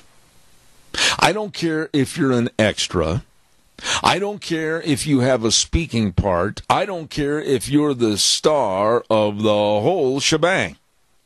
That doesn't raise your IQ. It doesn't raise your intellect, and it certainly doesn't raise your awareness to be listened to by the world because you know everything all about a certain subject. No, it doesn't happen that way. And when I look at people like Leonardo DiCaprio, oh, big fancy name. Oh, yeah, made a lot of money being a star in the movies, where someone has written a script. That one person was really the person with the intellect. That person was really the person with the intelligence. Put together a script for a motion picture. Sold it to a producing company. And voila! The producing company went out and hired the actor that will be told what to say, will be told where to stand, be told when to leave the scene. Oh, a little robot. But all of a sudden, because the movie might be highly successful, and yes, the actor did what he was told very well, all of a sudden that actor has a combined IQ of 9,300. And we listen to those people. Not me. They're not. Some of these guys and gals really are not the brightest bulbs in the fixture. Oh, you can see that when they're interviewed, maybe walking down the red carpet to an Emmy or Academy Award show. Duh! And yet all of a sudden the public, because we are so star conscious, we elevate them to be, oh, I want to worship him or her. It's lunacy. It's lunacy. Calls are welcome, 436-2244, 1-866-927-4587. You know, one of the greatest actors, and I don't care if you criticize me for this statement or not, I got big shoulders. One of the greatest actors I ever knew was Richard Farnsworth. He won an Academy Award in the Gray Fox, and I knew the man very well. And we had sat down one time at Reno, Nevada, and had lunch together, and we were talking about Hollywood, and Richard was a former cowboy, a former bareback rider, and was in the movies, etc., and he had a lot of major parts, etc., with major stars, but he never let it go to his head. He had his feet planted firmly on the ground. And he absolutely did not like all the hubbub and all the galas and all the star power of Hollywood. He didn't like that kind of stuff at all. And he didn't believe in it. He said, I just do it because it's a job. And it's something that I'm fairly good at, and it's made my living. But the rest of these clowns looking for a circus, they think all of a sudden they are the leaders of the world. And they're not. Don't forget, on Thursdays, we have a segment called Cassia County School Days. And we're very honored to have two great sponsors for that segment. One, A Child's World at 1308 Overland in Burley. And, of course, they're having their 14th annual October holiday toy sale. Hey, today's the last day of October. You better get in there. All the toys, the family games, books, puzzles are 25% off. Yes, sirree. And, of course, they have always had the Cherokee scrubs and the great shoes and the layaways. So stop in and see A Child's World today at 1308 Overland in Burley. And also our thanks go out to the Ambulatory Surgery Center at 1344 Highland Avenue in Burley for all your outpatient surgeries like colonoscopies and, of course, eye surgeries, etc. They can and will save you money. So please contact them today, 677-8888. That number again, 677-8888. Ambulatory Surgery Center and A Child's World, bringing you school days in Cassia County. By the way, too, don't forget that Steve Hartkin running again for State Representative, District 24B, a very, very strong Republican conservative incumbent for the Idaho House of Representatives and wants your vote on November 8th. Steve Hartkin wants to retain his seat in the legislature to serve all of Idahoans, very strong supporter of the Second Amendment and multiple use of public lands. Vote for Steve Hartkin, District 24B State Representative, paid for by Steve Hartkin Campaign Committee. Caller, good morning. You're on the air. Thank you. Good morning, Deb. I'm sorry I interrupted you on that other deal. I guess I didn't have my facts straight. Well, when I'm on a certain topic, Keith, and I'm not reprimanding you at all, but when I'm on a certain topic, I will not deviate when I have a guest on the show. That's all I wanted to make a point on. And my wife reprimanded me for it. Okay. That's good. But what I want to say is, you know, your movie stars and well-known people that think they know everything, the worst one I can think of, and I think you'll agree with me, is Al Franken.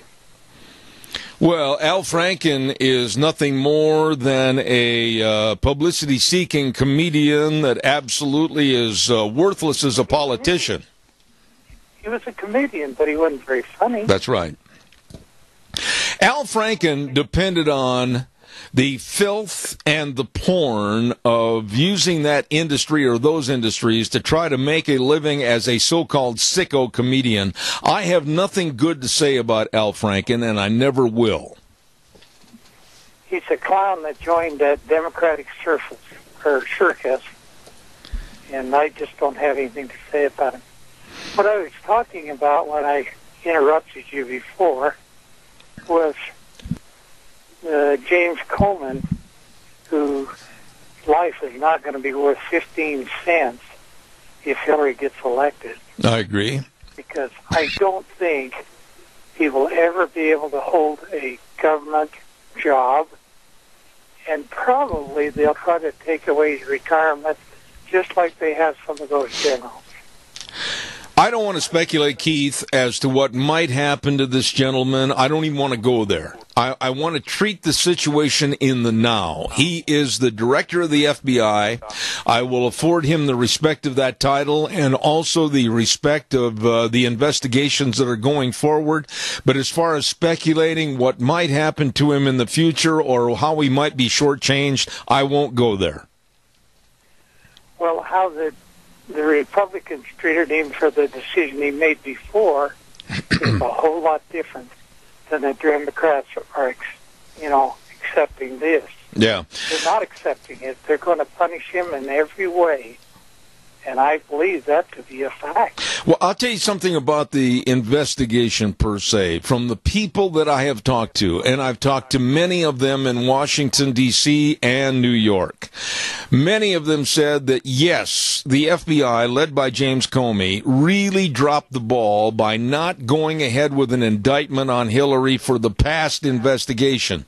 And many FBI agents all across the country that were involved in the investigation said, oh, brother, did the FBI drop the ball. Now I think they're trying to bring in a big dustpan and a broom and clean up the mess. A lot of the Democrats are saying, oh, that's not fair. Well, it is fair because I don't want Hillary as a known crook and liar to be voted in as president of the United States. Well, this whole thing started when the meeting on the tarmac with the Attorney General and Bill Clinton. It went on down that line. And it comes back to Comey, and they said, you better put a stop to this or else. Yeah. And I believe that is the way it was. I don't think he could have ruled it any other way at that time. Well, I think that if...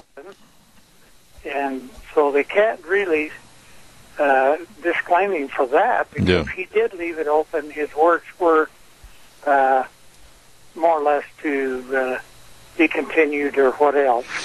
Well, I think if you're absolutely with blinders on and you can't see the arm twisting from the Clinton mafia and their power machine all the way down to Loretta Lynch with the DOJ on the meeting on the airplane and everything, and suggesting strongly the FBI drop the investigation, you have to be living in la-la land. Keith, God bless you for your call. I appreciate it. Thank you very much. You bet. Bye-bye. All right, sir. Don't forget Kelly Anthon, State Senator for District 27, running unopposed this year. A good man for our state Senate. A very conservative man representing not only all of Southern Idaho, but especially the Mini-Cassia community. And he's a pro-family, personal rights, and limited government person, and he urges you to vote yes next Tuesday, November 8th on HJR 5. Paid for by the committee to elect Kelly Anthon, Idaho State Senate co-chairs Denton Darrington and Dean Cameron, with Elaine Stevenson as secretary. Gina's filling in. Real quick, I got a minute before we got to set over to our main studios. Hello there, lovely girl. How are you? I'm doing well, and how are you doing on this fine Monday? You know, I got so much I want to tell you, but I can't tell you on the air. I've got some major gripes I can't wait to share with you. Well, you know what? I'm all ears all the time. Wait till you, I just leave it this way. Wait till you hear what I got to say. I'll give you a call after the station, or after the program's over. You got it. All right. Hey, I'm going to send it over to you for a couple of minutes, and I'll be back with my next guest. Very interesting sports psychologist, Dr. Andrew Jacobs. Don't go away. Gina, it's all yours. And now, back to Zeb at the Ranch on AM 1230 KBAR. To reach Zeb, call 436-2244 or toll free 1-866-927-4587. And now, here is Zeb Bell. As you know, and I amplify this on my program many, many times, I am a real sports enthusiast, having gone through high school and college in sports, and absolutely appreciate what's done and not done in the sporting world. And I really am anxious to talk to this gentleman. He is a sports psychologist, and his name is Dr. Andrew Jacobs, and he's got a book out called Just Let 'Em Play. Good morning, sir. How are you? I'm awesome. How are you doing today, Ted? If I was any better, the wrong fat man be wearing my clothes, sir. Thank you for asking. That would be a problem. All right. You know, tell us a little bit about your book, Just Let 'Em Play. I love the title, and I've got 1,000 questions to ask you. Tell me about the premise of the book and what it's about. Well, sure. I've been in practice as a sports psychologist in Kansas City for 36 years. I graduated in one of the first training programs in the country out in San Diego. And I moved back to Kansas City where I grew up, and I've been working ever since. I've been the Royals team psychologist, the University of Kansas psychologist. I worked with the Olympic team for a number of years. And I've had the privilege to work with tremendous athletes at all levels of sport. I have a private practice here, and I've hosted a radio show here in Kansas City for 25 years myself. And throughout these years, one of the common questions that I am always asked is a question about kids' sports, youth sports, crazy parents, crazy coaches. Should I coach my kids? What happens if my coach yells at my son? What if my daughter doesn't get to play? How do I deal with all these things? And throughout the years, I've been coming up with ideas about this, and then a couple of years ago I decided it's time to write a book. And so I got together with Jeff Montgomery, who was an all-star pitcher, a three-time all-star pitcher with the Kansas City Royals, who has known me for years, and Pete Malone, who coached the Kansas City Blazers swim team. It's a club swim team here in Kansas City. He coached 5 Olympic gold medalists, and both of them also coached each of my sons, and decided to pull them along, and we put together this book. It's the first book Zev written by a sports psychologist, professional all-star athlete, and an Olympic-level coach. And basically, it's the title, Just Let 'Em Play, Guiding Parents, Coaches, and Athletes Through Youth Sports. And we touch on everything in the world of youth sports, because youth sports is screwed up. You've got emphasis on winning at young ages. You've got parents who are coaching their kids and pushing these kids to go to all kinds of levels. And the fun is going out of sports. And you're getting organized practices for kids at age 4. I'm going to be 62 years old in a couple months, and I remember growing up, I'd go up to the grade school after school with my friends. We'd play football, baseball, or basketball until it got dark. It didn't matter if we won or lost. It didn't matter if we screwed up. We didn't have parents screaming and yelling at us. We just had fun. Yeah. Today, everything's structured and organized, and the whole idea of play has gone out the window because everybody's always telling everybody what to do. Okay, now I can buy everything you said up to a point, but I want to have more of a confirmation as to where your thoughts lie. Number one, I agree with you, and I'm older than you are. I'm 69. I'm an old codger. But I can remember playing Little League. I can remember playing high school ball. I can remember going into college and everything else. But, I don't think, Dr. Jacobs, there is anything wrong with having fun and playing the game, but I also think at early ages they need to learn how to win and they need to learn how to lose, because that, my friend, is a part of life. Do you disagree with me or not? I 100% agree with you. But the problem we have is you've got kids at age 4 and 5 playing on teams and leagues where they're talking about winning and losing games. And kids 4, 5, 6, 7 years of age don't need to worry about the score. They don't need to focus on winning and losing. They need to focus on enjoying the event, having fun, learning skills, getting better. Winning and losing definitely has its place up. I agree with you 100%. But you've got people who are focusing on teaching kids to win and lose games at 4 and 5 and 6, and we don't agree with that. It takes the fun out of it, because that becomes all about the parents. In fact, we have a chapter in our book about the coach's role, and I always like to talk about a good coach is a good psychologist, a bad coach needs a sports psychologist. And we've got so much emphasis now on winning championships with little kids, it's ridiculous. And the idea of playing and learning skills and having fun and learning how to succeed and fail doesn't become as important as whether you've won or lost the game. Okay, but I think also, and again, I've never had you on the air, we've never talked personally on the phone, but I think you will agree with me that this politically correct mentality of everybody's a winner, everybody gets a blue ribbon, everybody gets a trophy, that's garbage. I agree with that, too. We talk about that in the book. And we don't think there's anything wrong in the first year, a kindergartner or first grader plays on a team. At the end of the year, they get a ribbon or something for playing on the team. But after that, that's it. The goal needs to be the process, learning about getting better. What did you learn? How did you get better? Trophies and ribbons and all that stuff, they end up in boxes in the attic or the basement somewhere, or sold in a garage sale. Right. They have little value after a while. It's what you learn. It's about the experience, Seb. And, we agree. The whole thing about giving everybody trophies is gotten out of hand, because everybody's playing, let's all get an award. Well, no. You have to learn about succeeding and failing. And the key with us is that I've been very privileged to work with Olympic champions, world champions, NCAA champions, and all these people tell me, Doc, one of the things I learned was about how to lose. I learned how to fail, and I learned I didn't like it, but I learned from it. And we don't teach that lesson. Our third chapter in the book is called Embracing Failure Can Lead to Fun. And I don't think we teach kids how to lose and fail very well anymore, because the emphasis is so much on screwing up, not on what did you learn from it. I mean, I have a sign here in my office that says Babe Ruth struck out 1,330 times. You walk in, it's one of the first things you see. Absolutely. You've got to learn how to screw up and fail, and it's okay. But it's part of the game. No one's going to be perfect all the time. Dr. Jacobs, I'm going to shotgun this approach to interviewing you, and please excuse me for not staying right on a guaranteed course.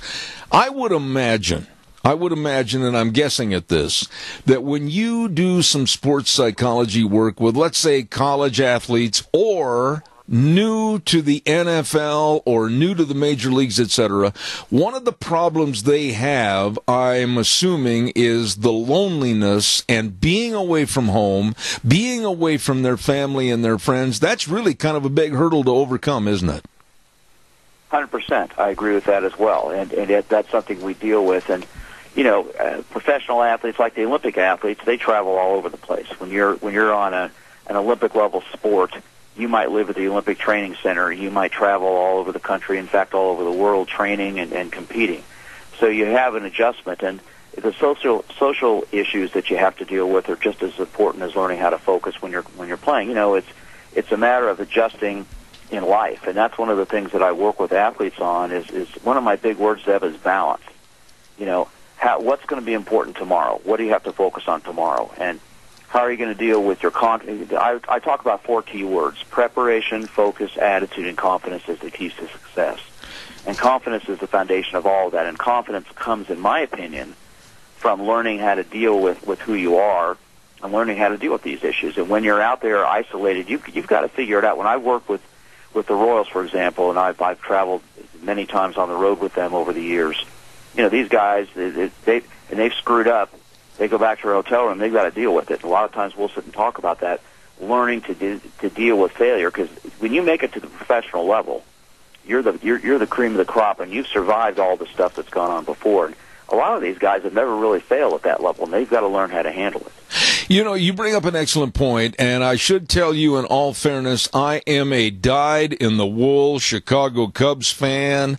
I absolutely have supported the Cubs ever since I was a little bitty boy. And here we are for the first time in my lifetime in the World Series. But here's what I've seen, and tell me if I'm wrong. I have seen players like Javier Baez, second baseman for the Cubs, before in the League Championship Series and leading through the season. The Cubs were running away. The kid was at the top of the pile. He really changed his hitting. He really was a feared hitter. He's an outstanding fielder. But all of a sudden, he's on the big stage for the World Series, and the kid has come apart at the seams up at the plate. How would you, as a sports psychologist, analyze and help that young man? Well, that's a great question, and it's one I've had to deal with many, many times. You know, the Royals, the last 2 years, were in the World Series, and even though I wasn't working with them anymore, I've spent a lot of time with a lot of these players. And one of the things that I've talked to people about, I've worked with athletes at the highest level of competition. The bottom line is, you know, for Javier Baez in the third inning, it is the third inning of Game 4 of the World Series, but you know what? He's playing baseball. And we got to get back to the basics and focus on what you're doing. You're out there playing baseball, and focus on who you are and just doing the same things. When I like to say, Zeb, you can have two athletes who are physically the same, but the one with the stronger mind is the one who comes out on top. And a lot of that has to do with preparation. I mean, Joe Madden is one of the best managers ever. He gets it. He understands the psychology. He's very, very good at helping these athletes out. And I'm sure he's probably spent some time with Baez, and I know they have a sports psychologist on their staff that's probably spent some time with him and just trying to get him to have, you know, hey, just go out and enjoy. To me, I think that the biggest pressure for the Cubs was winning the pennant, getting to the World Series. This should be more of the excitement and the enjoying the experience part. But if he's thinking too much, you know, there's that old paralysis by analysis thing. You start trying to figure everything out, and you screw yourself up in your head because you think too much. You've got to focus on the moment, enjoy the experience, and try to keep it simple. You know, one of the things I should also say, Doctor, is that in my lifetime, I am also a dyed-in-the-wool Green Bay Packers fan. I grew up not too far from Green Bay, went to all the games. I know a lot of the old players. That being said, Vince Lombardi, I idolized that man for what he did to turn a perennial loser around. They didn't have the best players. They didn't draft the best players, but all of a sudden he turned what players they had into champions with a mindset that winning is everything and losing is secondary. But he also had his remarks shortened by the press. He said after God and family, but they never incorporated that into the statement. What are your thoughts about the old school winning coaches versus today? Well, look, I was at Super Bowl I when your team beat the Chiefs. Yes. And I will remember that for as long as I live. And yes. I hope to go to another Super Bowl watch the Chiefs play. The coaching styles from years ago were focused on results. And I don't have any problems with focusing on results. When you play professional sports, the goal is to win a championship. That's what it's all about. And there's nothing wrong in pushing athletes to try to be their best. But at the same time, so much of it to me is about the communication styles that exist. I mean, today, obviously, there have been a lot of changes in society that have gone on from the 60s. A great example to me, Zeb, is Tom Cable, who was the Oakland Raiders head coach for quite a while. Yes. And was the offensive line coach with the Seattle Seahawks. And a couple of years ago, the summer before Seattle won the Super Bowl, there's a great story in ESPN magazine about the Seahawks, and it opened up with an interview with their sports psychologist working with the athletes. But then it went on to interview Pete Carroll and some of the coaches. And Tom Cable said, you know, it wasn't until I came here that I realized I wasn't coaching the right way. I used to scream and yell and curse at players. Now I realized I was communicating at them. I wasn't communicating with them. And I think, you know, that the better motivational styles now are when you're able to communicate with people, not scream and yell at them, but let them hear you and get their opinions. But and I think that's why so many coaches today, you know, are I think, more progressive, more understanding. The hard-nosed approach of the years back, which does have its value at times, let's face it, it's needed at times, especially at the professional level, it's got to be balanced out with that understanding. And one of the great coaches with the Kansas City Chiefs for a long time was Marty Schottenheimer. And I worked with several players who played underneath him, and they all told me, you know, one of the things that we love about Coach Schottenheimer, who's now unfortunately suffering from Alzheimer's, is that he would never yell at us in public. You know, if he got angry at us, and he got angry at us, he took us behind closed doors and read the riot act, but he didn't do it in front of other people because he showed us respect. And consequently, I wanted to play for that man because he treated me with respect. But let me talk a little bit about the other side of the coin, and that's the prima donna athlete today. Here we have these kids coming out of school. They think they're the greatest thing since sliced bread. They think they're above the rules. Look at Johnny Manziel as an example before I go further. And their attitude of they're better than the rules and regulations and the rest of the team. How do you talk to people that go to the camp of a training camp, whether it's the Packers, whether it's the 49ers, whether it's the Kansas City Chiefs, and they think they're better than the team? Well, I think that's where you have to have exceptional leaders. And you have to have, let's face it, Seb, every team's got an athlete, especially professional football. They've always got guys who think they're above everybody else. NBA player, there are NBA teams, baseball, everybody's got that. I've worked with teams with players who think they're better than everybody else. And that's where the job of the head coach, the coaching staff, the manager, I always say it, like I said, a good coach is a good psychologist. They've got to understand how to manage these players. We have a situation, and this is one of the reasons we wrote our book, Just Let Them Play. So many athletes today are given everything they want. They don't learn to appreciate what they've gotten, and they think that they're better than everybody else. Mm-hmm. And if they're physically talented, they get by with a lot of things. Eventually, that's all going to catch up with them. And I think that the really superior athletes who are balanced understand that because they've had parents, coaches, role models who put them in their place along the way. But you've got a lot of athletes who get by because of their physical superiority. But when they get on a team, a professional team, you're going to have other guys on that team who aren't going to put up with that stuff, and you're going to have effective coaches who aren't going to put up with that stuff from the beginning. And I think that's where they've got rules, they've got guidelines for these people, and they try to explain them. Listen, and I've had many coaches I've worked with over the years say, Doc, you know what? This guy, he's the best guy here, but if he doesn't shape up, he's out of here. I don't care if he's better than everybody else. This is a team, and we don't want people like that in our teams. And I think when you see the best teams play, yeah, you're going to have some guys who stand out, but there's a point where they learn how to rein it back in, and I think that's where you have effective leadership, whether it's from the coaches or teammates supervising these. You know, and let me ask you, I wished I had more time, Dr. Jacobs, because I absolutely am enthralled with our conversation, but what about the fact of the spoiled brat going through high school, the gifted athlete, goes on into college, all the accolades, gets the draft as number 1 or number 2, goes into the pros, and he's absolutely got that idea that he's better than everybody else, and the coaching staff absolutely hauls him over to the sideline or at the edge of the court and says, wait a minute, and really gives him a teardown, which he deserves, and the parents are sitting in the stands, why, he can't talk to my son that way. All of this is a vicious cycle. Sometimes people need to be brought down to reality. Wouldn't you agree?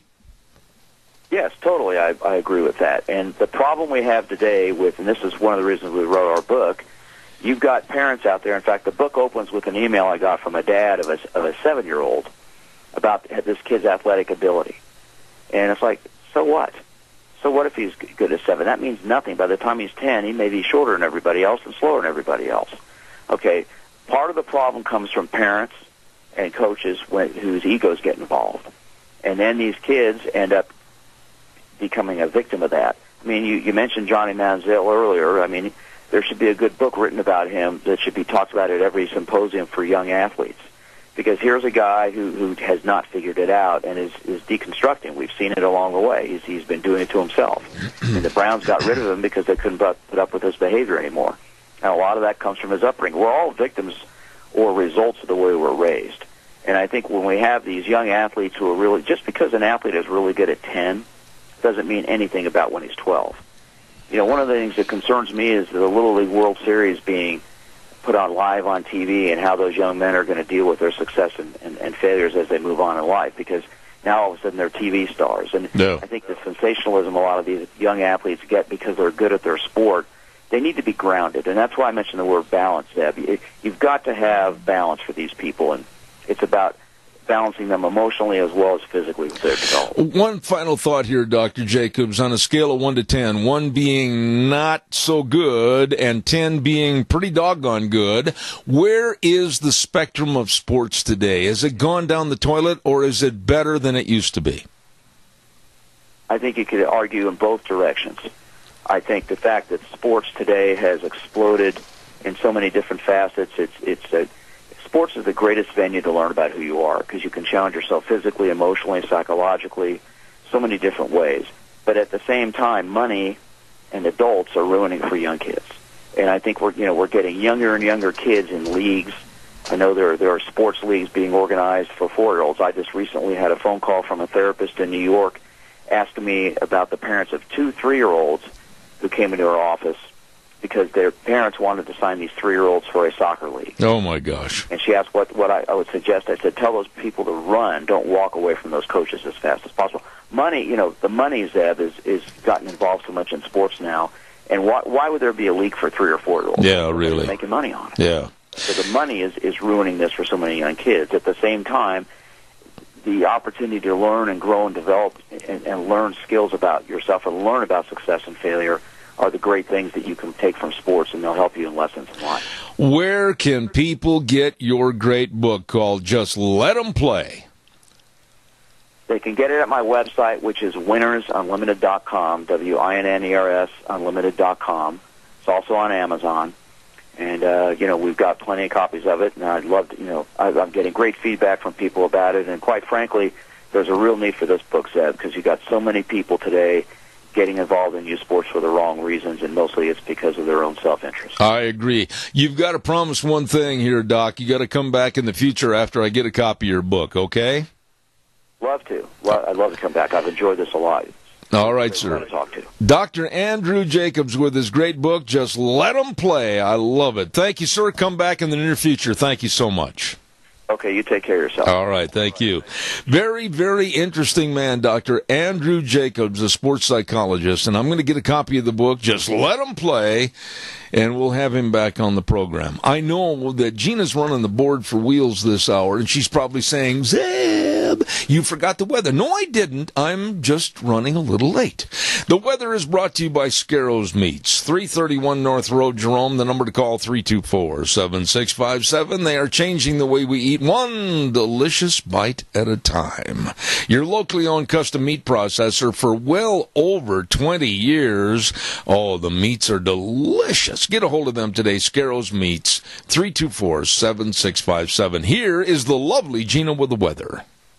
It is Gooly Day, and of course, it's going to be fairly nice. Let's not complain too much about it for the last day of October. Partly cloudy skies, high of 53 tonight, low of 38. Tomorrow, as we begin November, it's going to feel a little bit like winter. Morning rain showers, winds are going to continue, only a high of 49, overnight low of 31.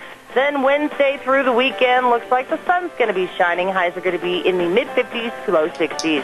Yesterday's high was 62. The overnight low was 44. That is your weather for Zeb at the Ranch. Well done. Thank you, Gina. And the weather brought to you by Scarro's Meats, 331 North Road, Jerome. Number to call, 324-7657. Don Scarrow and the rest of the crew, they are changing the way we eat, one delicious bite at a time. Oh, have we got a full plate tomorrow on the program. I'm looking forward to it. We are going to have Frosty Woldrich. And Frosty, of course, from Golden, Colorado, and we're going to have quite a discussion on politics and how things have just absolutely fallen all apart. And at 9:30 tomorrow, now I put this in a little bit of a concern on my furrow of my eyebrows. We are supposed to have a 10-minute interview with Senator Mike Crapo. He's supposed to be calling in at 9:30 tomorrow. And I always say, believe it when you hear it. And then at 10:06, we're going to have Dr. History, and we're very blessed. Dr. Ken Turner had to go with his lovely bride to a doctor's appointment, and so therefore we're going to have Gary Shoresman filling in on behalf of Dr. History tomorrow. And then we're going to have a gentleman from the Pacific Legal Foundation Foundation, Jonathan Wood, and he's got some crazy lawsuits to tell you about tomorrow morning at 10:30. Should be very, very interesting. Don't forget our dear friends and yours at your Magic Valley Les Schwab Tire Centers. Hello, all 7 locations with a great big fall tire sale. Oh my goodness, like the Open Country MT for your pickups and SUVs. Outstanding traction, aggressive tread ready for you at all 7 locations. And don't forget the best in brake service. My goodness, professionally trained technicians, the brake industry's best warranty, the very best of shocks and struts, the very best of front end alignments, the very best of batteries. Oh my, weather's going to be getting colder. Make sure the engine turns over on your 4-wheeled wonder. Check out the batteries today. All of this and the best of service with Lane and Rupert, Dave on Blue Lakes and Twin, Mike and Buell, Mike and Jerome, the Twist family in Paul, Daniel on Poline in Twin Falls, and my buddy Randy on Overland in Burley. Your Magic Valley Les Schwab Tire Center. I want to say thank you to Gina for filling in for the last hour. How are you, my dear? I am doing well. Now, you know the game, the way we play it at the end of the show. In just a moment, I'm going to call for Senator Mike Crapo's commercial, and then if you would please play music up to the news. It's such a treat to have you on the air. Are you going out trick-or-treating? I'm actually going to do the Rupert Trunk or Treat with Kennedy this evening. Oh, be sure and go over to Dr. Bill from Ark Animal and tell him I said hello. Oh, you know it. I will. And then get a bunch of Snickers bars and send them to me. You got it. Okay, thanks. I'll even send you some from Kennedy's candy jar because I'm sure that he's going to have plenty. Oh, there you go. Thanks, Gina. And right now, ladies and gentlemen, we're going to wrap it up for this Monday. God bless the way things were, the way things ought to be. We'll see you tomorrow morning at 10:06 on Zeb at the Ranch. And right now, this word for Senator Mike Crapo and then CBS News. Have a great day.